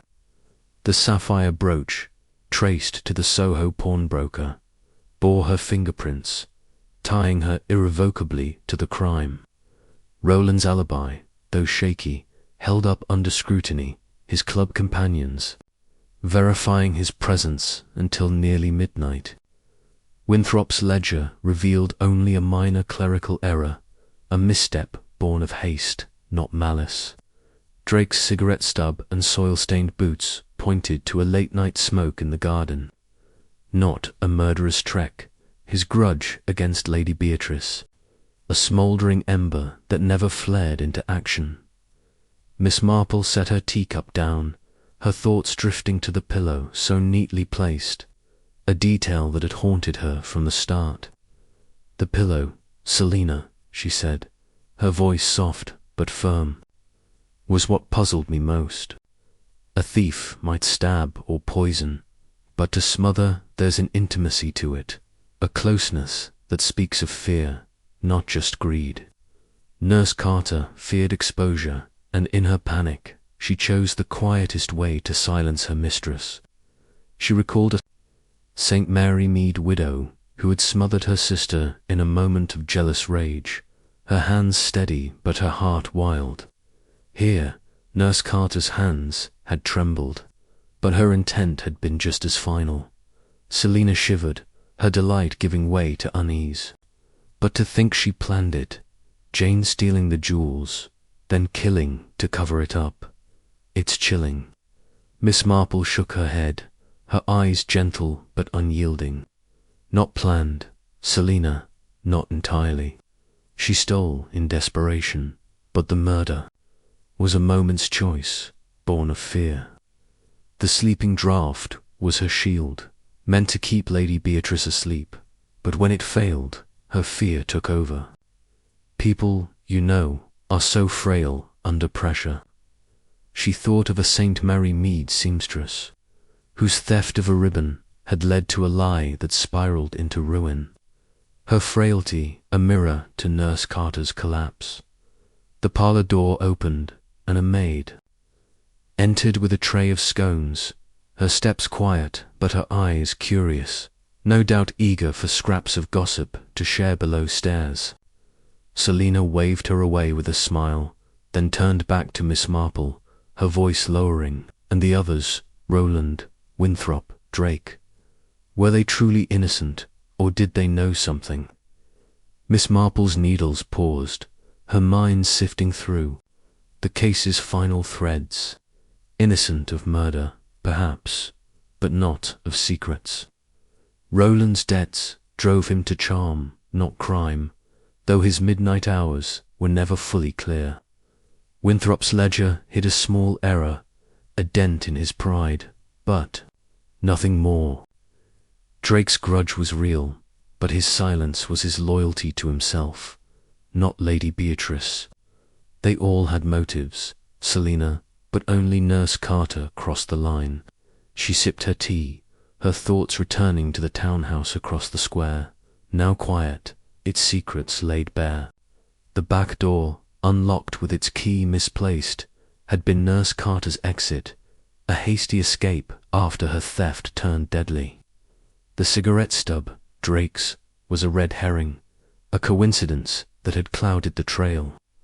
Winthrop's receipt for a private investigator, a family matter, as he claimed, had checked out, his niece's troubles unrelated to the murder. Roland's inheritance, now his, would ease his debts but not his conscience, for he had known his grandmother's disapproval and lived under its shadow. Miss Marple's mind, like her knitting, wove these threads into a pattern, complete but not without its frayed edges. Selina leaned back, her eyes gleaming with admiration. "You're a marvel, Jane. The police would have fumbled without you, poking at alibis and ledgers while you saw the heart of it." Miss Marple smiled, her humility genuine but her pride quietly present. "I only see what people show, Selina. They think their sins are hidden, but they always leave a thread to pull a trembling hand, a misplaced key, a pillow too neatly placed." She thought of St. Mary Mead, where the smallest clues a dropped letter, a whispered word had unmasked the deepest truths. Here, in the elegance of Cavendish Square, the clues were grander, but the hearts were the same, fragile and flawed. The parlour window offered a view of the square, where life had resumed its quiet rhythm. A nanny pushed a prom, a delivery boy cycled past, and the townhouse at number 12 stood silent, its black door closed against the world. Miss Marple's eyes lingered on it, her thoughts turning to Lady Beatrice, a woman whose sharpness had masked a lonely heart. She was not loved, was she? She said softly, more to herself than to Selina. But she was known, and that was her undoing.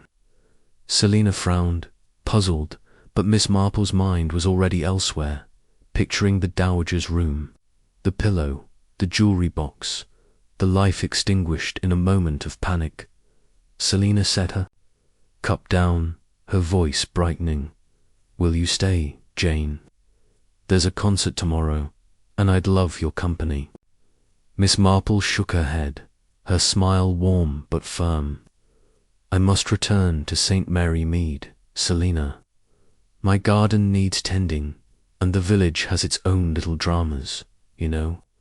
She thought of her roses, her neighbours, the quiet rhythms of home, where mysteries were simpler but no less human. Selina laughed, a sound like bells in the quiet parlour. "You and your village, Jane. But you'll come back, won't you, when the next scandal calls?" Miss Marple's eyes twinkled, her needles pausing as she tucked her knitting away. "If there's a puzzle to solve, Selina, I'll be here. People, you see, are the same everywhere, full of hopes and fears and secrets that beg to be found." She rose, her small frame belying the strength of her mind, and took her leave, her steps light as she crossed the square. Cavendish Square was quiet again, its secrets buried with Lady Beatrice, but Miss Marple knew the world would never lack for mysteries, and she would be ready, with her needles and her unerring eye, for the next one to unravel.